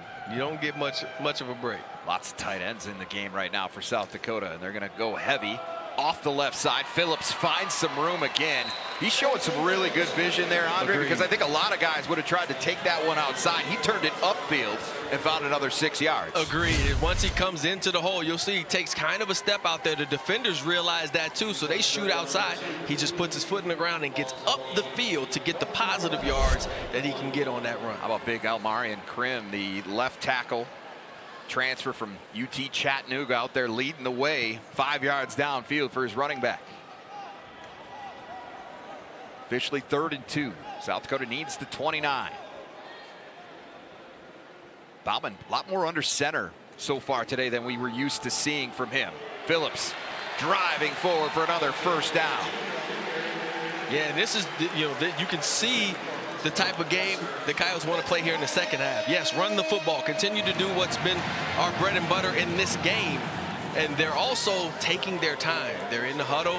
They're coming to the line of scrimmage. They're surveying. They're running some clock here. So as they continue to get these positive yards and eat up the clock, it's going to wear down that Bears defense. And we talked about smash mouth football games. And you get into the fourth quarter, who's going to have the attrition to continue to go at full speed? Ball at the 27. Give this time is to Carson Fletcher, the true freshman, a walk-on, Andre, from Racine, Wisconsin. Impressed the coaches so much as a walk-on. Got here in the summer, had a great fall camp, and got an opportunity now just a couple of weeks into the season as a walk-on as the number 3 running back after the injury to Charles Pierre Jr. And you love to hear it. I mean, those are the stories that make college football such a special game. Young guys fulfilling their dreams of playing college football, no matter how they got to do it. If they stick with it long enough, like this young man did, obviously you make good things happen. Play fake this time. Bauman squares the shoulders. The pass was a little bit behind Dallas Holmes, but you're the tight end, you got to catch that one. You got to help your quarterback out. Yeah, it was behind him, but it hit him in the chest. It hit him in the arms, and they usually say if it hits you in the hands, you got to catch it. So in this case, got to make that catch if you're Holmes. Oh, yeah. Look at all the room out there off the right side, too. He knew it. So 3rd and 7. South Dakota 4 of 7 on the day on 3rd down.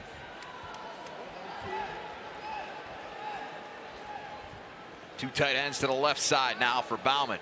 Coyotes need the 17-yard line of Northern Colorado to move the sticks. Good protection. Looking up over the top. Jack Martins is there, and he can't make the catch. Boy, Bauman laid that one on a platter. A tough one over the shoulder, but certainly a well-thrown football by Aiden Bauman. They just could not connect. Yeah, just out over, just a half a step further than Jack Martin's reach.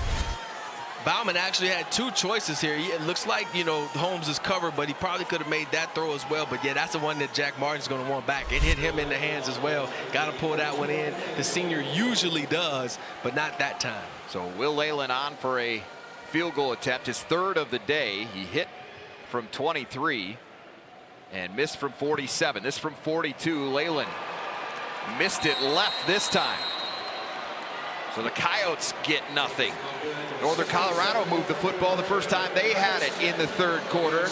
Turned it over on down. South Dakota, a missed field goal. So the score still 10-6 with 6:47 to go in the 3rd.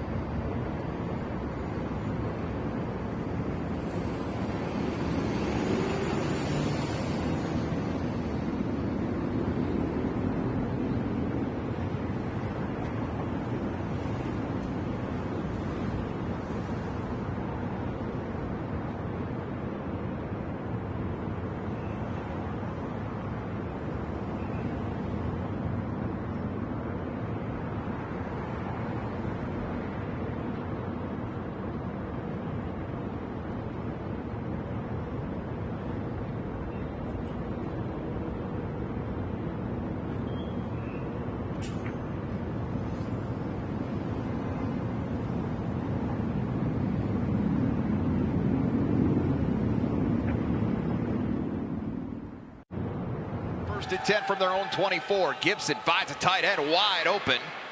And that's another catch for Garrison, who's had a few of them today. All the way out to the 40-yard line. 16-yard pickup.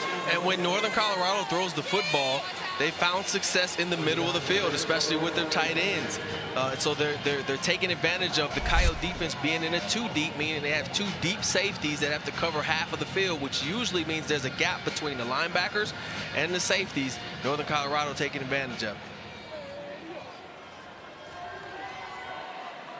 So you've got Johnson and Traore in the game at running back on either side of Gibson. Now Menegatti in motion. The give goes to Johnson. Left side, not much there. Well closed by South Dakota that time. Chris Dixon has played well from the defensive tackle spot today. He's got a few tackles. He really has. And R.J. Stewart, the corners, also played well. Number 25, basically coming up on a lot of run support and really setting the edge for the Coyotes on that left side of the defense. Gain of 2 that time for Johnson. He's leading the way. 13 carries, 41 yards, but a long of 9. I mean, they have not broken anything loose. It's been a lot of ground and pound style running out of the Bears so far today. And really, and all they need is a score, and they'll be right back on top. Under 5.5 to go, third quarter. Play action this time. They want to take a shot this time. Carver Cheeks is there, and he's got it. Down to the 10-yard line. In coverage to Juan Lewis that time. He was right in the area, and Cheeks just won the jump ball. He was. Right down the numbers. DeJuan Lewis was a step behind trying to recover, and Cheeks with the great haul, able to really bring that thing in. Great catch, setting up the Bears in the red zone. Oh, they want to hurry because there might be a review on this play if they don't get the snap off in time. South Dakota last-minute substitutions here. That ball looked like it might have moved, which is the last thing anybody on the Northern Colorado side wants to hear right now. But he kind of had it pinned against his arm as he came back up after hitting the turf. Now it doesn't matter. Yeah, yep. Got they ran up the next play, so you can't go back and review that one. Which, like you said, Northern Colorado doesn't want to hear anything about video reviews anymore this season, I'm sure. The third trip inside the red zone for Northern Colorado today. The first 2 have ended with field goals. Can they change that here to get back in front on the road at South Dakota? Gibson wasn't there, looks over the middle, finds his tight end.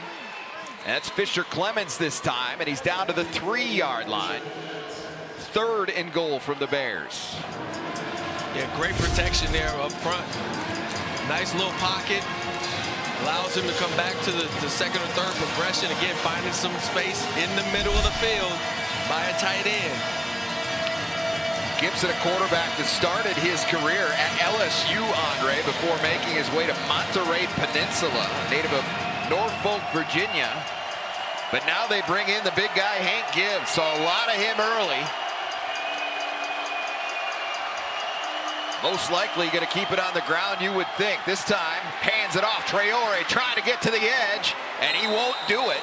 South Dakota had 3 guys lay a hit on almost simultaneously there, and Traore tried to roll over the top, but couldn't get to the goal line. Yeah, just tried to outrun him to the edge, and you see the pursuit there. Great job of Crawford getting enough of a hand on him to allow some time for both Matt Walsh and R.J. Stewart to come over and keep him out of the end zone. The ball is at the 1-yard line. Keone, short yardage specialist under center. Sends a man in motion, that's Garrison. Takes the snap, looking to throw. Keone tipped, almost intercepted by Caden Crawford, but he can't hang on. The second time we've seen that deep in the red zone. But South Dakota gets another defensive stand inside the 5-yard line, and they will take over from their own 1-yard line when we come back.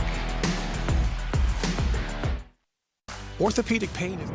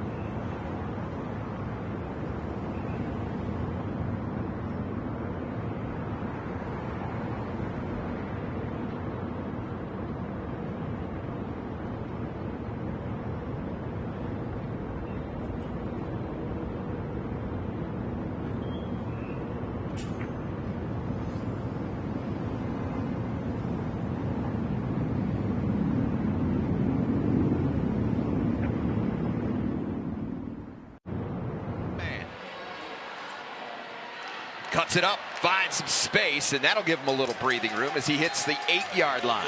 Yeah, another good job of just finding the cutback lane, starting one way, waiting for the hole to develop, hitting the hole, and getting upfield for those positive yards. We've seen it all day long from Mr. Phillips. So approaching just 2 minutes to play. It's been a fast-moving third quarter, fast-moving game, as a matter of fact, today with all the running attempts that we've seen. Offense a little bit more comfortable now. 2nd and 3.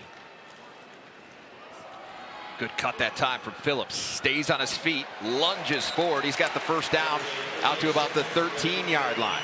Yeah, and I'm noticing that what they're doing is the Northern Colorado is doing the right thing. They're adjusting to the strength of this Coyotes formation. They're basically lining up to the tight end side. You can see that the Yotes use a flex tight end on one side and a regular tight end on the other. They're lining up to the regular side. But what's happening is that the Yotes will start one way and then hope for a cutback lane. And LJ is finding it all day long. That's how they're getting upfield. That's why it seems like that left side of that Bears defense is weak. It's really they're just being outnumbered. 3 straight for Phillips. This time bottled up. It's still falling forward. He's got the 15 and maybe the 16 even, a gain of 4. But Phillips having an all-time performance today in program history. Not just his career, but in program history. And we're trying to confirm a couple of the numbers, and we'll show you exactly what we're talking about here at some point as we move forward here in the final 40 seconds of the third quarter. Zach Whitty, the tight end, flips to the left side of the formation now at the direction of Bauman. Phillips follows the tight end to that side. A flag comes in on the backside. Adrian Hawkins is clapping like this is going to go against Northern Colorado. Yeah, which is interesting because usually flags in that area of the field go on the offense. Could be a defensive hold. Defense number 97. 10 yards from the end of the run. Automatic first down. It's always weird to me, defender hold, and this is a DB, but it's always an interior guy holding it. I don't understand on defense. Brody Billick is guilty of the infraction that time. Third penalty of the day. It's been a pretty clean game that way today for both of these teams, which you like to see early in the season in particular. Normally when they're working out some of those kinks. A couple of late substitutions here for Northern Colorado. It's 1st and 10, ball at the 33-yard line. Again, this drive started in the shadow of the end zone for South Dakota at their own 1-yard line. I formation, give it off to Reed Watkins. He's got it to the 40 on what proves to be the final play of the third quarter. 15 minutes to play here in Vermillion. It's a tight one. 12th ranked South Dakota on top, 10-6.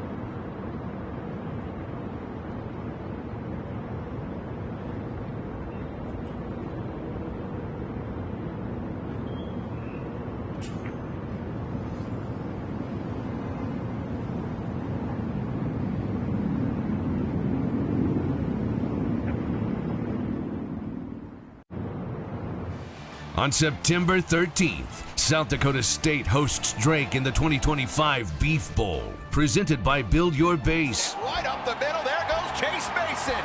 Easy into the end zone for number 7, his second touchdown of the afternoon. The Jackrabbits look to flex at home against the two-time defending Pioneer League champs. Don't miss any of the action, starting at 6 p.m. Central on Midco Sports and streaming on Midco Sports Plus.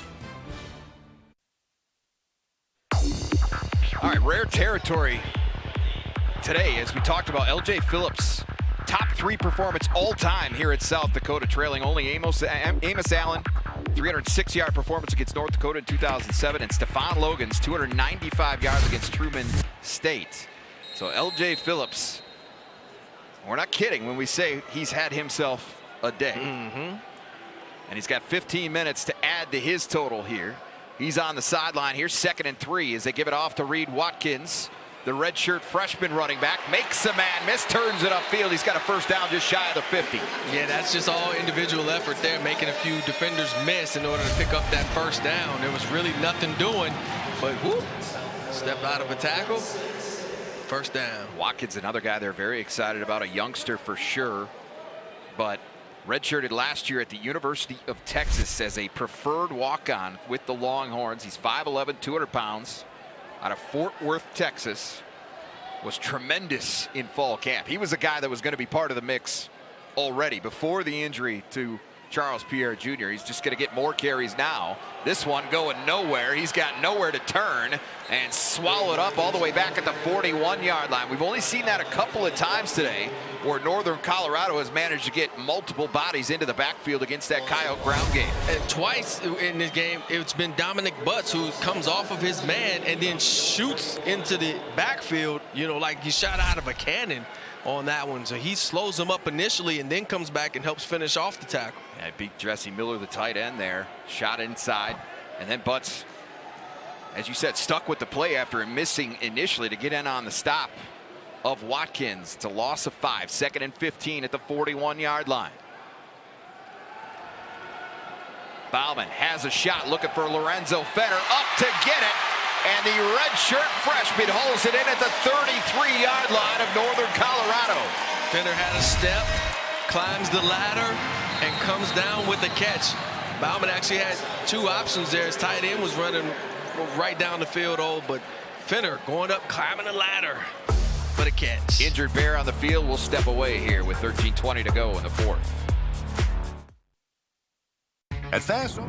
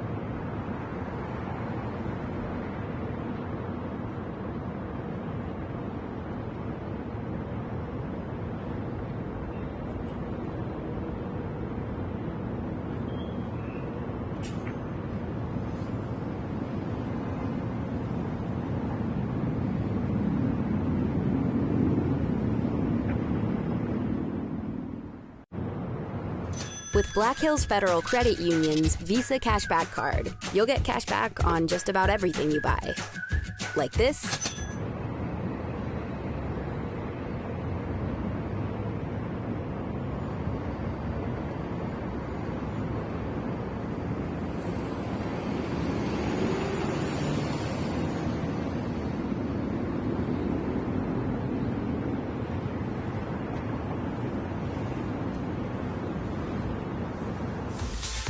Right back to action here. 1st and 10 after the injury timeout. South Dakota has it at the 32-yard line of Northern Colorado following the big catch for Lorenzo Fenner. First time in the 4th quarter we've seen L.J. Phillips, and he's down to the 28-yard line, a gain of 4.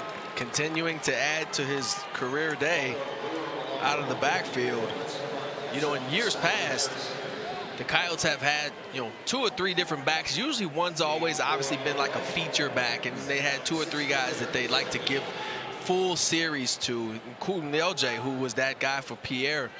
But now, we're starting to see some more of the other backs in the stable here in this 4th quarter. But he's done a whole lot of work today, LJ Phillips has. It was Derek Jones that was the injured Bear, by the way, who was helped to the sideline during that timeout. Give it off to Watkins again. Got back to the line, maybe a yard. But Northern Colorado, as we saw early in the game, again, as we said, their right tackle, Jack Bacon, injured. He has not returned. Braden Monroe, one of their top receivers, left after a big hit in the 3rd quarter. And now one of their starting corners, Derek Jones. This is, again, a team that has played without its starting quarterback. Peter Castelli was injured in the season opener. And Matthias Price, their starting running back, has not played in the last 2 games either. So they've been going through it a little bit on the injury front. They're not going to give any sympathy South Dakota's way, that's for sure. Phillips has got it close to a 1st down. He's going to be about a half a yard short. Big decision here. I mean, it seems like the Coyotes have dominated the game offensively, but they only have 10 points to show for it, right? And so right here, 4th down, are you going to go for it, or do you take points? Looks like they're going to go. That'll get the crowd juiced up a little bit inside the Dakota Dome. Now, South Dakota has not tried on 4th down. Northern Colorado has failed on a couple of 4th downs. They have converted one as well. L.J. Phillips, play fake. Bauman finds the tight end. Zach Whitty makes the catch. 1st down, South Dakota, inside the 15-yard line. And I'm going to give all this credit to Zach Whitty on a heck of a catch, because this seemed like, again, another too far out in front of him throw, but Whitty able to stick those arms out there and make the completion and get the 1st down. Bauman also maybe could have had Fenner. He did a stalk and go and looked like he had a step on his defender as well. And a gutsy call. I think everybody in the building expected him to turn around, go up the middle with 24, and they elect to throw it. Whitty with his 8th career catch, his 4th of the season, and it's 1st down for South Dakota at the 13-yard line of Northern Colorado. Bauman taking his time. Play clock under 5 now as he's under center. Give goes to Phillips. Gets tied up in the backfield. Did well to get there because it looked like he was going to lose about 5. Yeah, he did. He did a whole lot of work to basically get almost back to the line of scrimmage. It's a good job of the Bears defense of, one, getting penetration. Look at that right there. Number 3, Ezra Ichabod just destroys the running back trying to block him and gets all in the face of Phillips and disrupts that play. Ichabod had a great week last week against Colorado State. Had 9 tackles, 2 for loss, 1 sack, forced a fumble. He was the Big Sky's co-defensive player of the week. We have not called his name so far today, but you saw him there off the edge that time for Northern Colorado. Officially no gain for Phillips, and it's 2nd and 10. Bite the fake hard, wide open in the end zone. Touchdown, Zach Whitty. And when you watch the replay, I mean, bite the fake hard. Like, you can see defenders sprinting past the quarter. Look at that. That's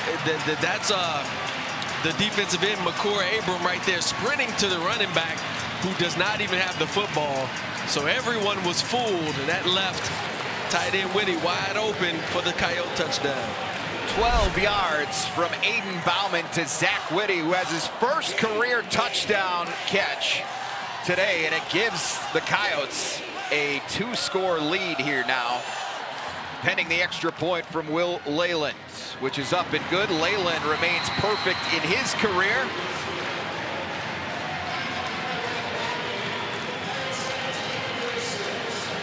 (17-6) South Dakota with 9:24 to play.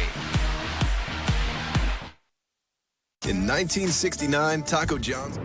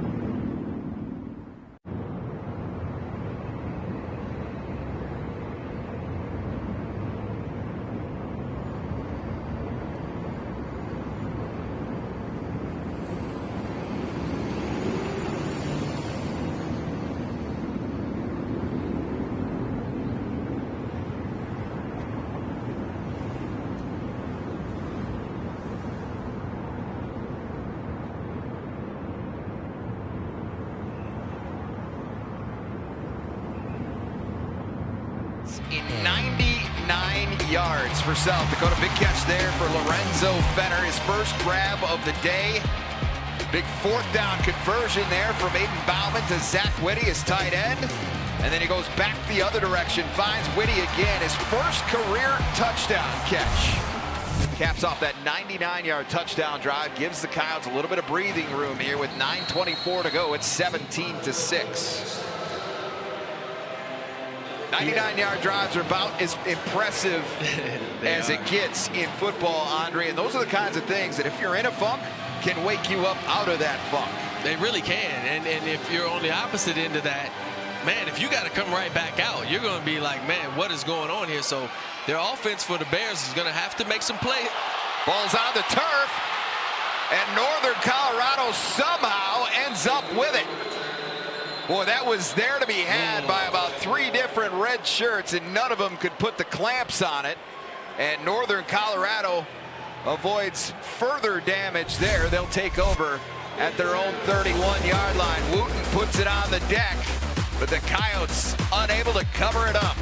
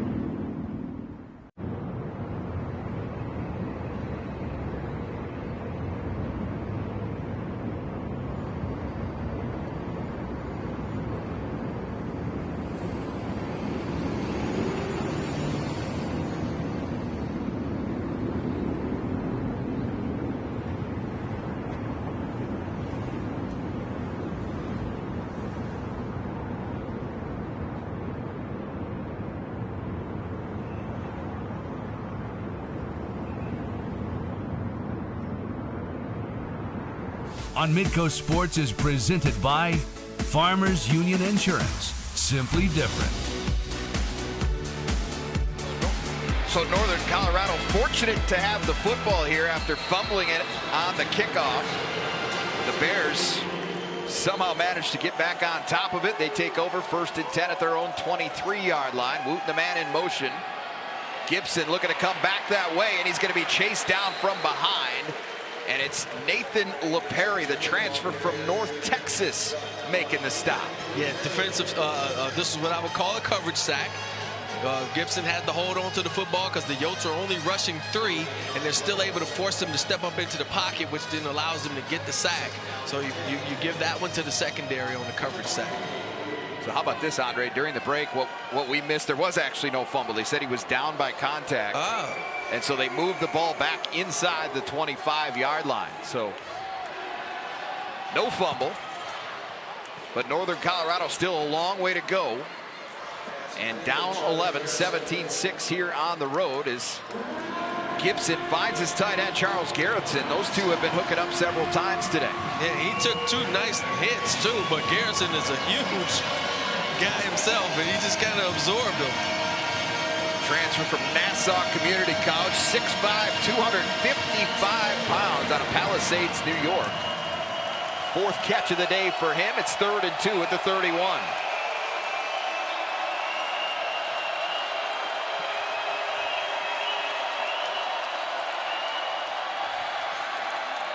Gibson finds him again. There's Garrison. That's another 1st down. Out to the 43-yard line, a pickup of 12. And again, finding them right over the middle of the field. That's been a soft spot in that Coyote secondary when Northern Colorado has thrown the football. And typically it's been tight ends who've made those catches. So again, Garrison with a good 1st down catch in there. And now he comes off to take a little breather. Team high 5 catches for 74 yards for Garrison, who came in with 15 catches in his career for Northern Colorado. Traore finished off there by Nate Ewell. Nathan LePerry got the first piece of him, and it looks like Ewell a little shaken up, but he stays on his feet. Northern Colorado with some tempo here. Obviously, South Dakota a chance to match this substitution now. That'll slow things down. And they're going to get Ewell off the field along with LePerry. Gabe Hardman back into the game at linebacker as well. 2nd and 8. Batted down at the line. Who got it? Yeah, it looks Caden Crawford. Yeah, it looks like Crawford was able to get his hand up and get that one. Comes inside here. They say if you can't get home, there you go. Put your hands up. Crawford nearly had the interception on the last 4th down stop at the goal line, which triggered that 99-yard touchdown drive for South Dakota. Gets another pass deflection there. 3rd and 8. It's like Coyotes might be in man-to-man here. Showing some pressure. Steps up Gibson. Has a man across the field. This is Monroe showing no ill effects from that big hit earlier as he takes it all the way down to the 30-yard line of South Dakota and a 1st down. And this is, for those people watching home, this is the chess match. It looked like man coverage. They actually dropped into a cover 2. And Monroe was able to just settle down in the vacated area where the safety dropped out to get deep. He just sat in that spot. Gibson found him, and he picks up huge yards for a 1st down. Northern Colorado has spent some time on this side of the field, plus territory today, but just 6 points to show for it. Now they'll slow things down. Redirect with Gibson. 7 on the play clock. Under 6 minutes to play in the ball game. Gibson, another quick trigger, looks to the outside, has a man short of the 1st down. They'll get the 24-yard line, a gain of about 6. And although they only have 6 points to show for it, a lot of run obviously in that 1st half. Northern Colorado here in the 2nd half is throwing the football with some efficiency. Right now, 217 passing yards, which brings their total offense to 303. So they've actually, really done some good things by throwing the football here in the 2nd half. They just haven't gotten any points out of it yet. Empty backfield for Gibson here on 2nd and 4. Looking toward the end zone, has a man, touchdown, touchdown. That's Garrison again. And it's over the middle. He just beats Wade Abrams. The inside linebacker is actually well covered, but he makes a nice grab here. Look, they're well covered, but he's able to go up over the top. Abrams with his back turned, can't see where the football is, tries to play the hands, but it's too late. And the Bears get that touchdown that I just basically alluded to. And out here they're going to go for 2.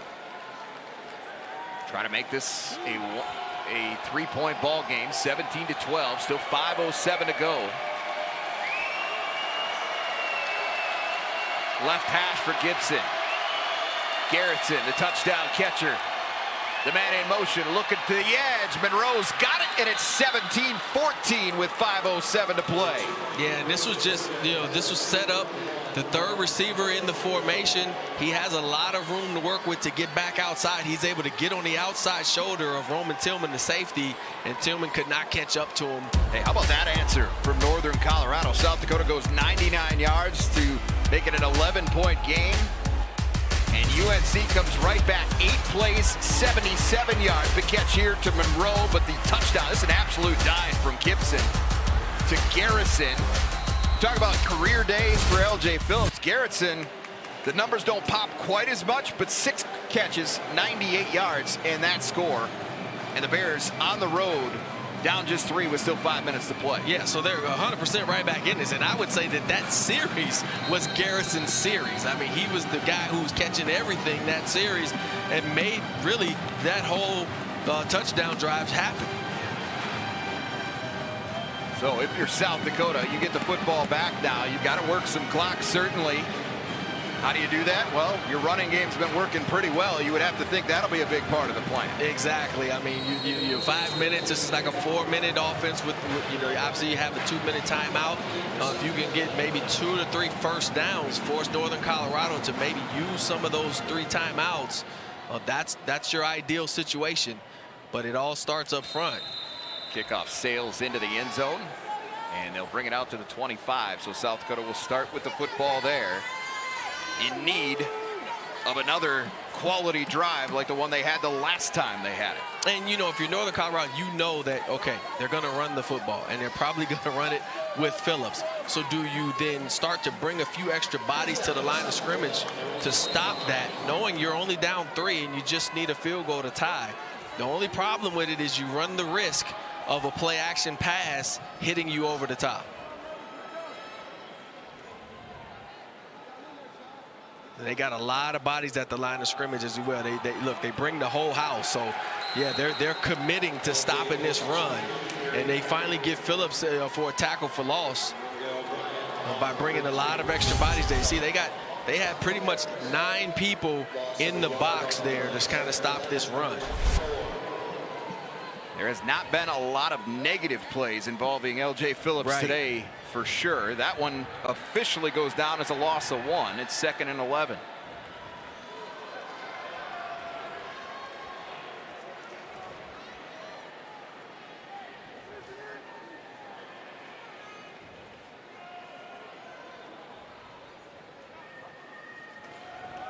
Go back to Phillips. Gets that yard back, but not a whole lot more. And now very quickly, South Dakota in a 3rd and medium plus situation here, pretty deep in their own end. Yep, which means you got to get this first, or you're going to have to punt the football. The Bears, are they going to bring pressure, knowing that the Coyotes are probably going to throw the football here, or are they going to sit back in zone? Be interesting to see. South Dakota's been pretty good on 3rd down all day, 4 of 9, which is an area they struggled mightily last week at Lamar. They were 1 of 9 in the loss to the Cardinals. Man coverage. Jack Martin's the man in motion. Bauman looking to the back shoulder. That should have been picked off. Yep. So he's fortunate it wasn't. But Northern Colorado gets its stop. McKee Toms, the transfer from Drake, had his hands on one, and that would have been a big one for the Bears. But they'll take the football as a consolation. Man, as a former DB myself, I'm just kind of shaking my head because we got 3 different defensive backs today with hands on balls they should have caught, and they didn't get it done. Lots of time left. 3:34 to go. Tyler Ebel for the first time today back to punt it away for South Dakota.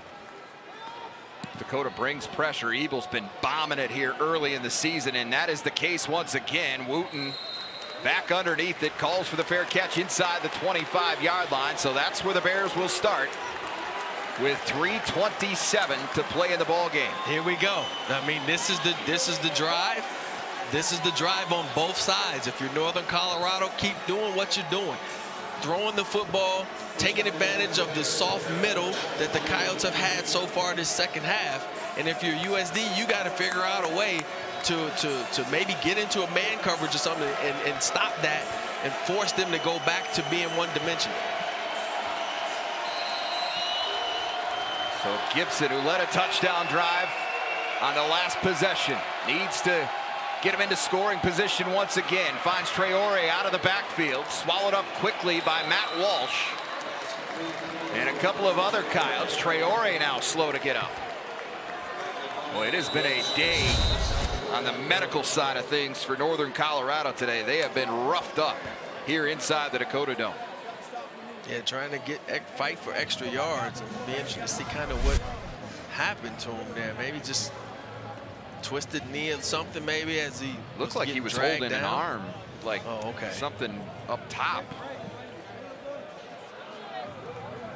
But Traore has had a role today. Certainly, we've seen a lot of the lifting done by Brandon Johnson on the ground. Hank Gibbs obviously has been a big part of it as well, but obviously favoring that right side pretty significantly as he walks to the sideline.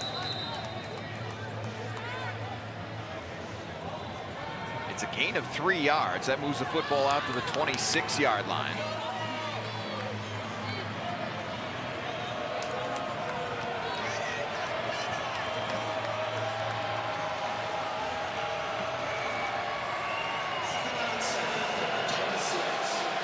Clock starts on the referee's signal. Approaching 3 minutes to play. Gibson has found some rhythm here, and they go to the outside. There's some space there. Menegatti makes the catch and runs out of bounds up at the 39-yard line. Gain of 13 yards. It looked like a miscommunication or somebody not necessarily knowing their assignment, because Matt Walsh does not go with his guy. He kind of stopped as if they were going to pass him off. The corner kept going with his guy, which then left the receiver wide open. Had two linebackers out there in the area when Menegatti make the catch. Monroe comes back to it, can't hang on. Tried to run with it a little too early that time as he took the hit from Munn. It came loose. Yep, you can almost see his head turn to the right as he, goes to make the catch. He starts to turn. Yep, got to hold on to it first. Monroe, guy that had a big third down catch on that scoring drive last time. Can't hang on this time. It's 2nd and 10. More college football coming your way tonight on Midco Sports. 6 o'clock in Brookings at Dana J. Dykoff Stadium. Drake and South Dakota State. 2:31 to go here in Vermillion. South Dakota trying to get its first win of the season, but getting all they can handle from the much improved Northern Colorado Bears. Gibson looking up top, and a little bit of miscommunication that time because the throw did not match the route. Wooten was in the area. Wooten stopped, and it's interesting because you typically don't see any kind of route where you're over 10 yards where you stop. Yeah. Right, so he had gotten behind the defender, but for some reason he stopped or started to do something else. Gibson kept throwing the football to where he was going. Incompletion. So big third down here on both sides. Northern Colorado 3 of 10 on the day. It looks like the same formation just flipped. We'll see if they run the same patterns. Got to get to the 49-yard line. Pressure coming, steps up, throw behind Monroe, and it's incomplete. And you got to give this one then credit to the pressure. As you mentioned, pressure coming. They only rushed 3, but they were able to get there and get into his face, force Gibson to let go of the football way sooner than he wanted to. It becomes an errant pass, and the Coyotes get to a 4th down. That was Caden Crawford getting into the backfield again. He has been disruptive in these first 3 games in a Coyote uniform. The transfer from Iowa, played 4 games for the Hawkeyes over 3 seasons there, but he came into today 3rd in tackles. Andre had already accumulated 3 tackles for loss and a half a sack. But Crawford has been very active once again, number 10 defensively for South Dakota. Yeah, he has. We've seen him active on several plays today. So big stop there for the South Dakota defense, and now Northern Colorado didn't get it off in time. Offense, 5-yard penalty. Replay, 4th down. And this got to drive Coach Lamb mad because you had a player run onto the field late. So you got to think that was part of the reason why they didn't get it off. He was pleading his case for a reset on the play clock, and they were having none of that one. That'll be the 4th penalty of the day for Northern Colorado for 29 yards. Just 1 penalty for 15 yards so far for South Dakota. It looks like the Yotes may have brought in the Go Block It team. Bloom and Tritt. Nope. Return. We're going to get a false start on top of it, maybe. Not what you want execution-wise for Northern Colorado here. False start. Offense number 33. 5-yard penalty. Still 4th down. Yeah, and you essentially have 4 timeouts. You have your 3 timeouts and a 2-minute warning. It's still a field position game. It's 2 minutes and 24 seconds. So if you're Northern Colorado, you got to be looking at your players like, come on, guys, what are we doing? That was Miles McClarity, sophomore safety, that was called for that false start. And so Bloom and Tritt will give it a 3rd shot here, now with the ball spotted at the 29-yard line. End over end, left-footed kick from Bloom and Tritt. That should be kick-catch interference, you would think. I don't see a flag here.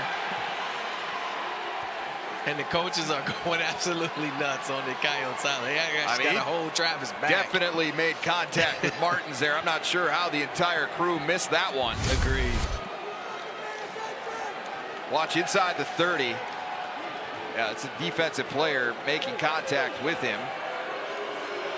Yeah, just slightly brushes the returner's left arm, which that should be a contact foul. Nathaniel Gillis was the guy who made the contact, but no flag. And so South Dakota will take over at their own 27 here, trying to salt this thing away with 2:17 to go. Northern Colorado forced a 3-and-out last time South Dakota had the football. The only punt of the day followed.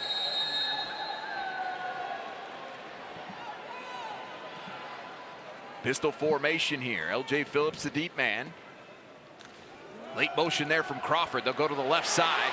Phillips sidesteps one man and gets out to, they're going to get to the 29-yard line, say a gain of a couple. And Lamb is going to use the first of those 3 timeouts, knowing that 2-minute timeout is coming Northern up. Colorado, smart be a move. 30-second timeout. Fully committed to stopping the run here. A lot more bodies at the line of scrimmage for the Bears, which is a smart move because you know that's what USD is going to do. All right, please reset the game clock to college football coming your way here on Midco Sports. Again, we said Drake and South Dakota State still coming up tonight from Dana J. Dykehouse. That'll start at 6 o'clock. Tyler Merriam, Curtis Riggs on the call for that one. Then those Bulldogs right back in the great state of South Dakota next week, but this time in Vermillion. We'll be on Midco Sports 2 for that one. A 1 o'clock kick once again between USD and Drake. Valpo and North Dakota. North Dakota having another nice showing in Missoula this afternoon. Giving the Grizzlies, the 5th-ranked Grizzlies, all they can handle on their home field right now as we speak. That North Dakota team looks for real over the first few weeks. They do, with a brand new head coach. The game they played versus Kansas State, they should have won that game. Yeah. They kind of allow Kansas State to do what a lot of those big schools do, which is pull it out.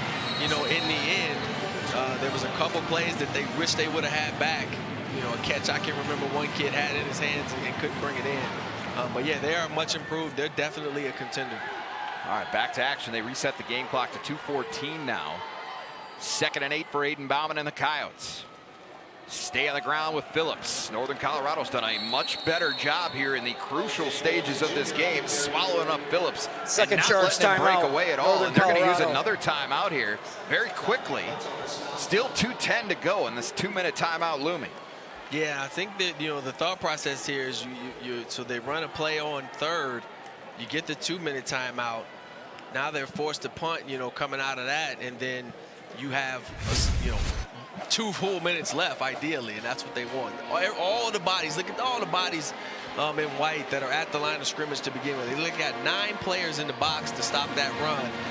Hudson Bogesser was the first to reach him. Also in on the stop, Levi Little. But they took just 4 seconds off the clock there and used another timeout very quickly. South Dakota in an interesting situation too here, Andre, because you want to get to that 2-minute timeout rather. Yep. If you can here, and if you throw the ball and it's incomplete, now you've saved them a timeout and the 2-minute timeout. Yeah, and you know, there's not too many plays that you know in your stable are 7-yard run plays. But you know, they've had some of those today, but not here in this late stages of the fourth quarter. Northern Colorado's defense is really playing well these last 2 series. Yeah, the Bears have answered the call late defensively, no question about it. And Bauman and company, 3rd and 7 from their own 30-yard line. Play action. Bauman looking over the middle. It's behind Zach Whitty, who takes a shot low on the play from Darryl Bryant Jr. And it falls incomplete. They used 4 seconds, and so now Northern Colorado gets to keep that other timeout, and we still have the 2-minute timeout coming up. Yep, great pressure here. Good job by the outside backer there, Hudson Wagster. I'm probably messing that last name up. Vogesser, but he did a great job of getting pressure on Bauman and forcing Bauman to get rid of that too soon. Flag comes down on the kick, resting down at the 30-yard line as a fair catch is made down about the 24-yard line, but we'll see what this penalty is. Flags resting on both sides of the 30. Again, it's been a pretty clean game penalty-wise, both sides. 4 for 29 for Northern Colorado, 1 for 15 for South Dakota.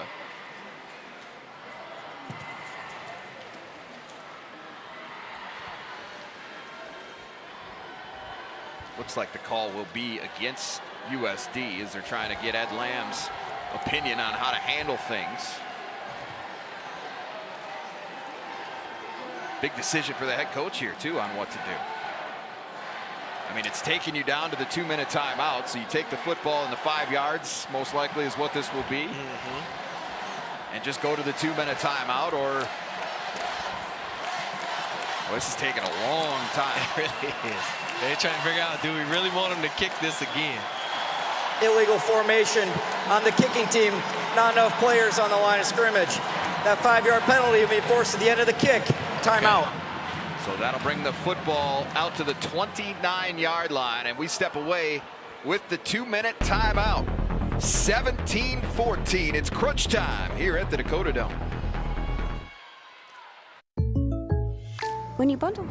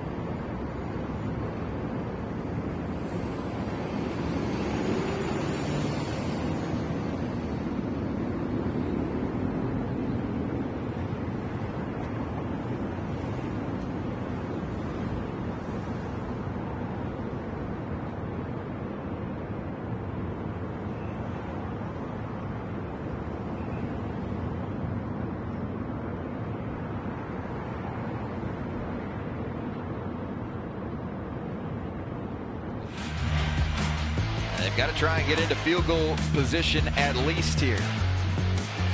A couple of big-time defensive stops back-to-back after South Dakota had moved the football essentially at will today, Andre. A lot of it on the ground, but the ground game has been bottled up those last 2 possessions when the Coyotes really needed to move the chains in that way and keep that clock running. They've been unable to do it, and that's a big credit to that Bears defense. But right now, it's their offense that needs to go to work with Eric Gibson. And Charlie Garrison, the tight end, he's lined up top. He's been the hot hand.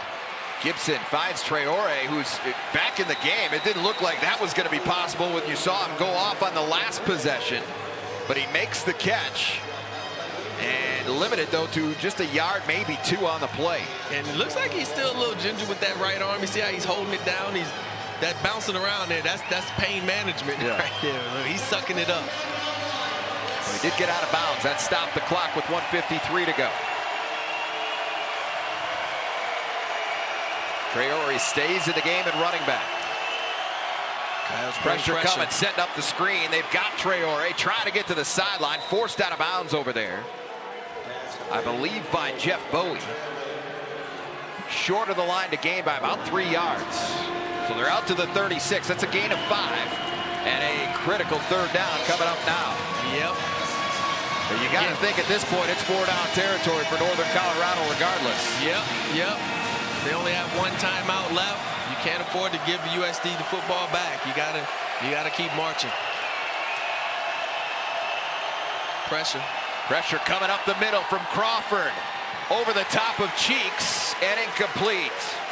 Northern Colorado sideline wanted to hit on a defenseless receiver there, but that was like a couple of bodies getting to the same spot at the same time, and the ball was overthrown by about 10 yards. Yeah, it was overthrown and out of bounds there. You still got to maybe be a little careful about running into him just in case. But it wasn't egregious enough to get a flag. Yep, it looked like Lewis actually tried to pull up right at the last second. But yeah, it was close. It was close. Here we go. So watch for Garrison. And 3. Garrison high slot.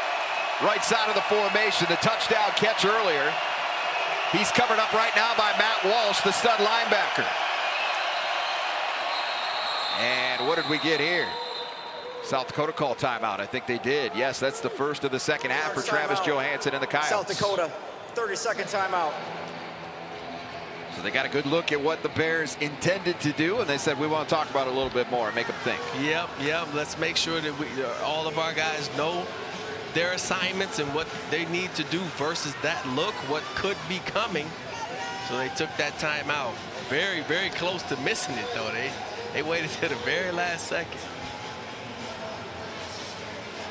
All right, so South Dakota trying to get out of here with a win in their home opener. Next week back here against Drake, as we said, and then 2 weeks from today, opening up the Valley at North Dakota State, the defending FCS National Championships. D-Day's coming up October 4th against Murray State.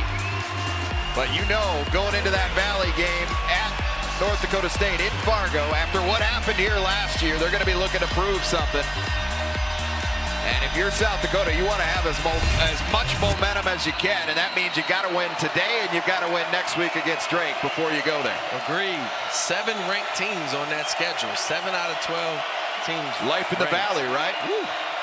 Empty backfield on 4th and 3. Gibson back to pass, finds a man wide open. It's Monroe, and he's all the way up to the 48-yard line. He ran a whip route, so he comes out, looks like he's going to go out. He sticks that foot right back in the ground and comes back to the inside.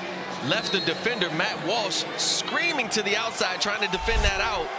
And it was an easy pitch and catch for a first down. Gibson looking to take a shot. Cheeks is there, has it. Cheeks down inside the 15-yard line. Couple of big-time catches down the field for Cheeks today, and Northern Colorado, just like that, is in business inside the 15. Got a small step on Mikey Munn, and Munn wasn't able to recover enough to make the deflection, and Cheeks with another contested catch, had a catch just like that going the other way earlier in the game. Great job of bringing that one in. All the fields right now inside the Dakota Dome. Keep it on the ground. Traore slips a tackle. He's down inside the 5. Umpire goes tumbling as well. They'll spot it at the 4.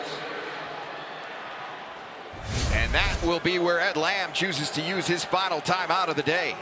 Well, they're in a great spot now because all the pressure now is on the Coyote defense. You got 2nd down and goal. You can get a first down inside the 3. So you could even, it really won't be much time because they're not going to move chains. But to get the first down, get right back to the football, they got a good chance here of getting set. How about these last couple of drives? They got stopped the previous one, but the defense stood up. It's been very complimentary football here in the fourth quarter from Northern Colorado. But the Bears now, Andre, surging ahead of South Dakota in total offense, 410 to 382. The Coyotes have dominated that particular area most of the day.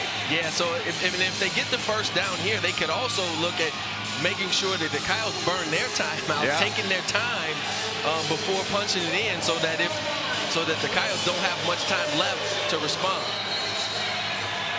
1:03 to play.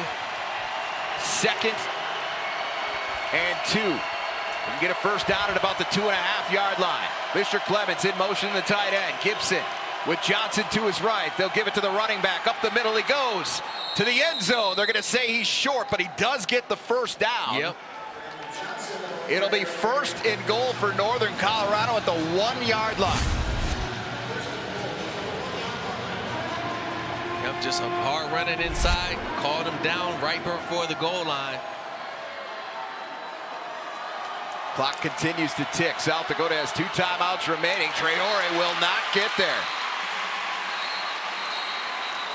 And one of the players for Northern Colorado, the left tackle Levi Johnson, lost his lid. He'll have to come out of the game for a play. Quentin Robinson will replace him at left tackle.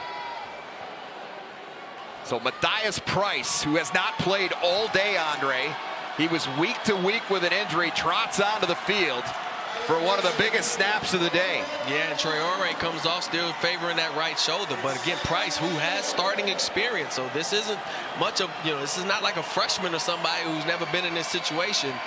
But he hasn't played much, and so he is out there right now. South Dakota head coach Travis Johansson has the head linesman over there talking about something. I'm not sure what, but that held things up considerably.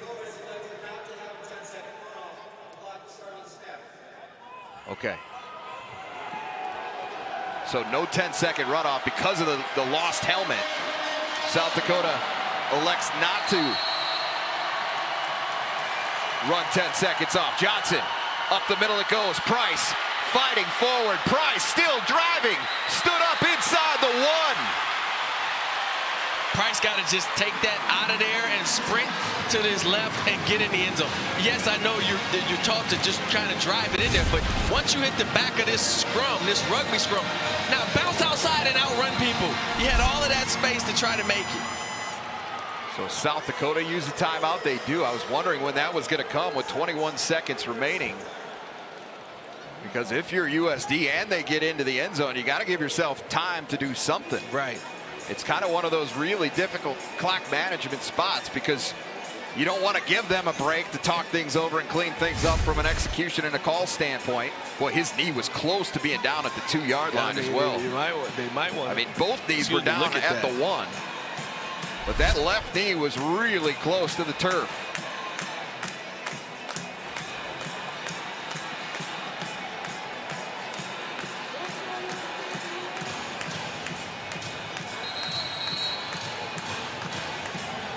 Well, it really all comes down to this. Obviously, there'll be a kick on 4th down, but it really all comes down to this. Ball inside the 1-yard line, holding on to a 3-point lead. 3rd and goal, so they'll get 2 snaps at it. South Dakota still has 1 timeout left. They bring in the big guy, Hank Gibbs, to try and finish this thing off. Gibbs takes the snap, running all the way, brought in the backfield, and he's stopped. One more down, slow down. Still got a play left, fellas. They're going to trot the team out there and try and get a field goal off and tie this game. Willig on for what will be a 17-yard attempt, and he boots it through. We are tied at 17 apiece. What a stand by the South Dakota defense right there. Yeah, it was great penetration. I didn't see a number, but someone was able to get into the backfield and get their hand on Gibbs almost immediately. That allowed the rest of the Coyotes to then come and help push him back keep him out of the end zone. Coyotes had their troubles with that formation early in this game. Gibbs was getting pretty good chunks at a time. 3-4 yards at a time. But they've done much better, especially in the red zone when Northern Colorado has tried to do that deep in the USD territory. And maybe had an opportunity there to try to block the kick had they not been celebrating the stop. Yeah. They weren't. They had to hustle back to get lined up, and then obviously the Bears executed the kick flawlessly to send this game, potentially send this game into overtime. South Dakota will receive here, and if you're them, you just want to make sure you don't make a critical error and leave any time on the clock for a last-ditch effort for Northern Colorado.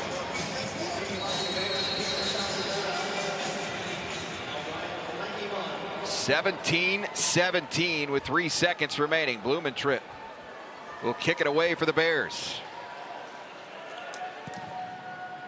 Short kick. Munn waves for the fair catch. They'll bring it out to the 25. No time comes off the clock. At this point, you would expect one knee, and we go to overtime. Yep. You wouldn't want to do anything stupid. I've seen the clips of Herman Edwards for the Philadelphia Eagles too many times. But boy, I tell you what, with momentum, in terms of momentum, going into overtime, Ed Lamb and company have to be feeling pretty good about where they're at right now. Absolutely. Absolutely. Defensively, they had 2 really good stands that led to getting the offense the ball for that game-tying field goal. So they have to feel like they know that they're going to go ahead and finish the deal here. So that means overtime. Brought to you by Buffalo Wild Wings. And we will check in with our friends at B-Dubs. Pick 6 for $19.99, a perfect meal for 2. That's gotta rhyme. Well, how about munching on pick 6, my mouth going yap yap. People always staring at my wings, they go flap flap. Dave is so surprised because he didn't know I'd rap. Pick 6 meal for 2 for $19.99. And end of regulation. So we'll wait. Aiden Bauman and the captains for Northern Colorado coming out trying to set the stage for our first overtime of the season here in 2025. Wow. In the home opener. Again, South Dakota's won 8 straight games on their home field, Andre. They're 15-2 all-time in home openers as an FCS team. Both of those streaks very much in danger here today as we play to settle it in bonus time. Yep. And as you know, in college, the overtime rules, both teams get a possession. And so if they're tied after both possessions, we'll go to another overtime. After the 3rd overtime, you're forced then to go for 2 points if you score. So here we go.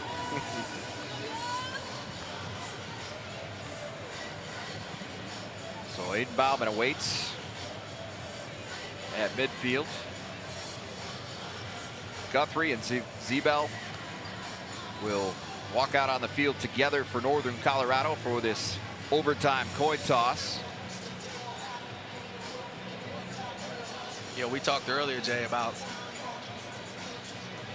the Coyote team, you know, losing so many guys to transfer portal and just having a different look and feel defensively. We wondered early how the D-line would adjust, and they seemed like they played pretty well. But then we also wondered about the secondary being young back there. And, you know, in this ball game, 332 yards passing for Northern Colorado. A lot of it over the middle to the tight ends. So that young secondary is still kind of finding their way here in the 3rd game of the season. So Northern Colorado 2 for 2 on the coin toss here. Northern Colorado has won the toss and chosen to be on defense first. So Northern Colorado wants to know what's in front of them as they choose to play defense first. South Dakota will get the first chance here in the extra frame. And of course they choose the south end zone or the south side of the field to execute this because when it switches, you got the student section that's down here. Right. They'll put the ball at the 25-yard line. Everything is untimed. Saw a thriller in Bozeman last week between South Dakota State and Montana State. The Jackrabbits edged the Bobcats 30-24 in double OT. What do we have in store today? Yep. Coyotes with the football first. L.J. Phillips, the running back. One wide out, Lorenzo Fenner, left side of the formation. Give us to Phillips. Hasn't found much room to work with down the stretch of this game. That's the best carry he's had in at least 3 possessions for South Dakota. Agreed, and it looks a lot like the earlier first 3 quarters, but the Bears defense has been up to the task, and even there he had a little bit of space, but a great job of an open field tackle. We didn't see that a whole lot in the first half, but right there, you know, these Bears have got some juice. They came out jumping around right before the start of this, so they are not worn down at all. They are energized by being in overtime right now. Under center goes Bauman. Give it into Phillips. Side steps. One guy. First down for Phillips.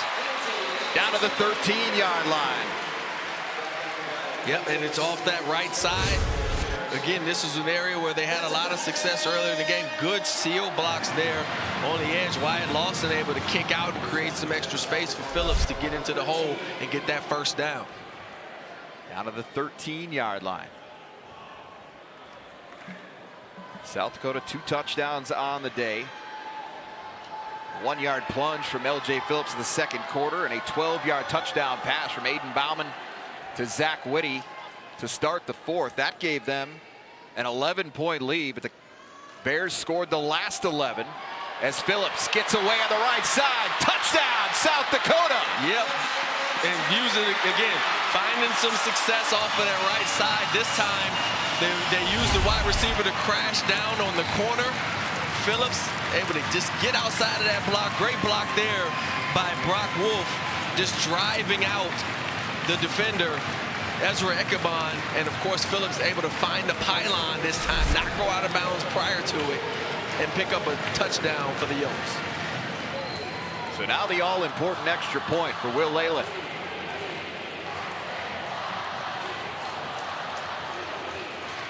Tyler Ebel, the holder.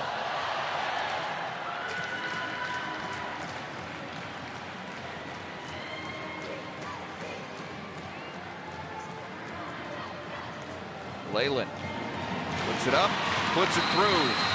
He's a perfect 105 for 105 now in his career in extra points. Hey, and nice South stat. Dakota back on top here.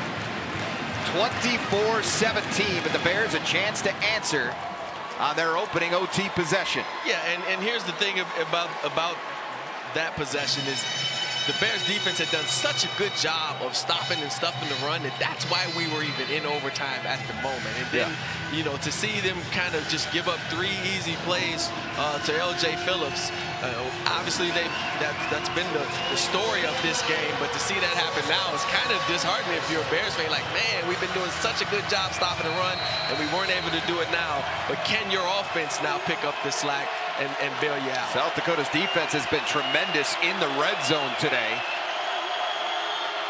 Need another big stop to try and salt this one away. Gibson, pick play, it looked like on the edge there as Cheeks helped Garrison get away and free, and I think that's what the Coyote sideline is contesting. Keep an eye on 3 here. They have an argument because he actually just comes and looks like he throws a block. You can't do that. You have to make it look like you're trying to run a route. Yeah. He actually runs right into him. That's a clear pick play that was not called. 4th trip of the day inside the red zone for Northern Colorado. They have yet to get into the end zone. Gibson batted down. Dixon. Chris Dixon is playing some good football, Andre. Able to squeeze through the gap. Not a double team, but able to squeeze through there. And again, if you're not going to get home, get your hands up when the quarterback goes to throw. You're able to get that big paw up and knock it down. Coyotes have got those hands up a few different times today on Gibson. Knocks it down, 2nd and 10. They can get a first down at the 1-yard line. Gibson, short drop, looking over the middle, broken up. Mikey Mudd in coverage. The intended target was Carver Cheeks. That's just great coverage there. Mudd was right with Cheeks. They were both going for the football on this slant route. Great job of turning and getting your head around and making a play on the football defensively. So it'll be 3rd and 10. 2 plays regardless here if you're Northern Colorado. Yep. Don't have to get it all right now.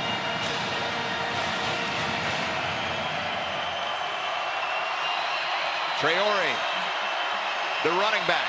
Monroe, the man in motion here. And now we're going to get a timeout on South Dakota's side. Charge timeout, South Dakota. Their last timeout of overtime. You get 1 in the overtime, and Travis Johansson uses it there on what he knows is a pivotal 3rd down. Absolutely. You got to make sure you got the guys in the right spots if you're going to, force them into a critical 4th down situation. As you mentioned, 3rd and 10, they can get a first inside the 1. So, hey, like you said, you don't have to get it all at once. But Coach wanted to see what the formation was going to be and then make sure that his defense is ready. Now, Northern Colorado, Andre, is a team that last year went 1-11 overall. They were 1-7 in the Big Sky. Their only win at Weber State, 21-17 on October 12th.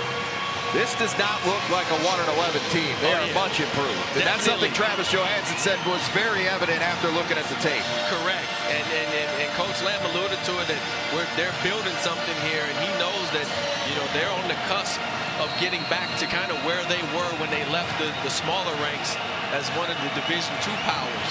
Former head coach here at South Dakota, Joe Glenn, led the Bears to a couple of national titles at the Division II ranks.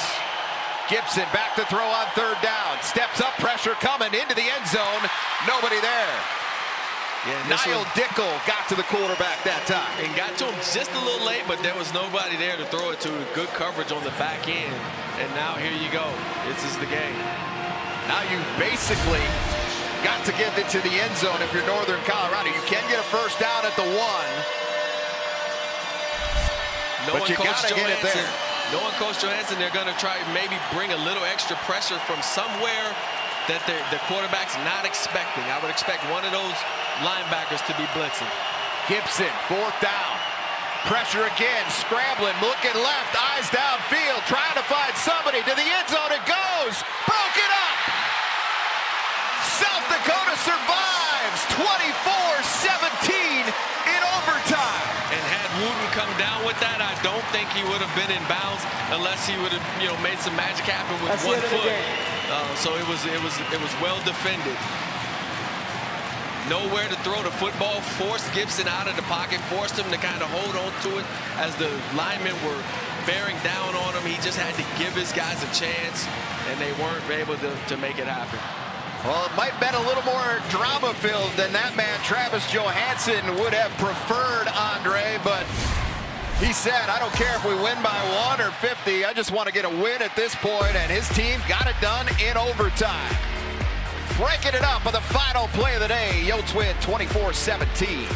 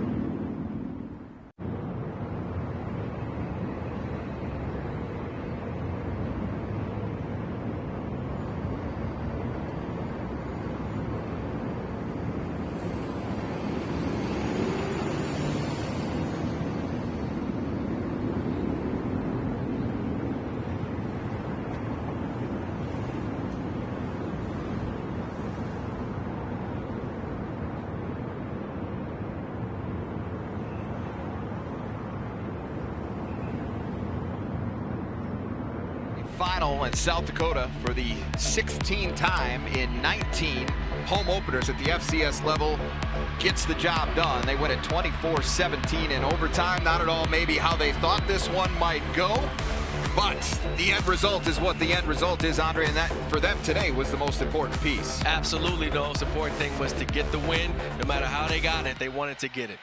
All right, let's bring in one of the stars of the day, or maybe the star of the day, LJ Phillips. What a day for this young man. LJ, 35 carries, 301 yards, and a couple of touchdowns. Obviously, with the news earlier in the week about Charles Pierre, you knew you were going to get a heavier workload today. How does it feel to have been able to deliver in that way for your team today? It feels good. I just want to thank God. You know, this is something I've been praying for. I felt like I was underplaying. I feel like I let the team down last week, and I just want to thank God for this. This is all him. Hey, do you feel like you all collectively as an offense answered some pretty important questions about the running game here today? Yeah, shout out to the O-line. Oh, my goodness. They made me look pretty today. Hey, it's not easy for all of us, right? No. So, hey, we'll take it when we can get it. But, hey, Charles, today, honestly, most important thing, I know the numbers are fun. You were 5 yards short of a program record with that 301 yards total. But the end result was what really mattered here today after a rough couple of weeks to start. How does it feel to be able to say, hey, we got this done? Maybe it wasn't the prettiest thing in the world, but we got what we needed, and that was a win. It feels good. This team's resilient, you know. I know after the 2 losses, you know, we had to go back to the drawing board, but I love this team. We hang in there. And, you know, going into the building, there was no sense of panic. We knew we had some things to fix, and this team's resilient, and I love that. Hey, great stuff from you, LJ. Get an ice bath, man. You're going to be feeling this one for a while. Sir. Thank you, guys. All right, LJ Phillips, what a day. I mean, when you come 5 yards short of a program record like he did today, again, 301 yards. Only Amos Allen back in 2007 against North Dakota, he had 307 yards, so he was that close to breaking a program record today. But for that guy in that moment to step up the way he did today, boy, that says a lot about who he is and about just where this team can still get to on the offensive side of things. Agreed. I mean, what it does is it gives him the ultimate confidence that I can be the man, or that I am the man, and I can tote the load, right? Yeah. It also gives the offense the confidence to say, okay, good. There's nothing that we need to change in the run game. We need to just come out and continue to play Coyote football, do what we've always done. They wanted to establish the run. They really did that today. Obviously, you got to, again, give kudos to the offensive line for their work as well. So that area of the game is not going to be any type of an issue for USD. All right, let's bring in the head coach down, Travis Johansson, joining us down on the field now. And Travis, hey, win number 1 for you guys, and I know that was the ultimate goal today. How's it feel just knowing that you guys got the job done ultimately? Yeah, obviously a lot of correct there. You know, we're going to look at that and say, you know, there's a lot of areas to improve still, just like the first 2 weeks. But what you can't deny is just the competitive spirit of that group. I'm really proud of our guys up front running the football like that, and certainly what a defensive effort down inside the 5. You know, all of those are characteristics we're going to need to win football games in the fourth quarter, and proud of those guys for that. Yeah, it was kind of bend, don't break defensively today, but as you said, the money stuff inside the 5, in the red zone. I mean, they got in there 4 times, Travis, only got 1 touchdown today. Yeah, and that's winning football. You know, we can't let them down there as much. We had opportunities to get off the field and didn't, and we'll correct those. But we got to defend all 100 yards and make teams do that, and certainly did that today. Hey, lastly, LJ Phillips, what can you say about the performance he had today? Incredible. That offensive line and him, everybody knew we were running the football. There was no question about what we were doing, and they imposed their will today. It was great to see. All right, Travis, appreciate your time. Congrats on the win. Thanks, Jay. All right, Travis Johansson, obviously happy. His first win as the head coach here at USD as well. And a big one, no doubt about it. And you look at Northern Colorado, lots of credit to them. They battled in this game for 60-plus minutes, to be honest. Had a chance to maybe steal it late, just couldn't quite execute the way they needed to down the stretch. And, again, some of that has to do with that Coyote defense. Yeah, and, you know, and that's what Coach Lamb's going to go back, and his fan base is going to see, like, they're on the cusp of being a really good program. This is not the same one-win team from 2 seasons. They are actually on the cusp of being a really good program. Some of the outsiders, even like Coyote fans, are going to look at the logo and assume that this should have been a different ball game. No, Northern Colorado is a solid group. They're a solid team, and they're going to have a big say in their conference. All right, let's take a look at the second half highlights now, brought to you by Avera Orthopedics. And it was an eventful second half, no doubt. Big catch here by Lorenzo Fenner as the Coyotes got on the move early in the fourth quarter. Back across, Zach Whitty, first career touchdown for him, 12-yard strike from Aiden Bauman. Made it 17-6, but right back come the Bears. Beautiful throw there from Eric Gibson to Charles Garrison. That made it 17-14 after the two-point conversion. And then they tied it with 3 seconds left in regulation. L.J. Phillips, so a first possession to overtime. His second touchdown run of the day. That ultimately put the Coyotes ahead for good. But that defense, we just talked about it with the head coach today. Andre, yes, statistically, there's some numbers that are a little bigger than they would probably care for.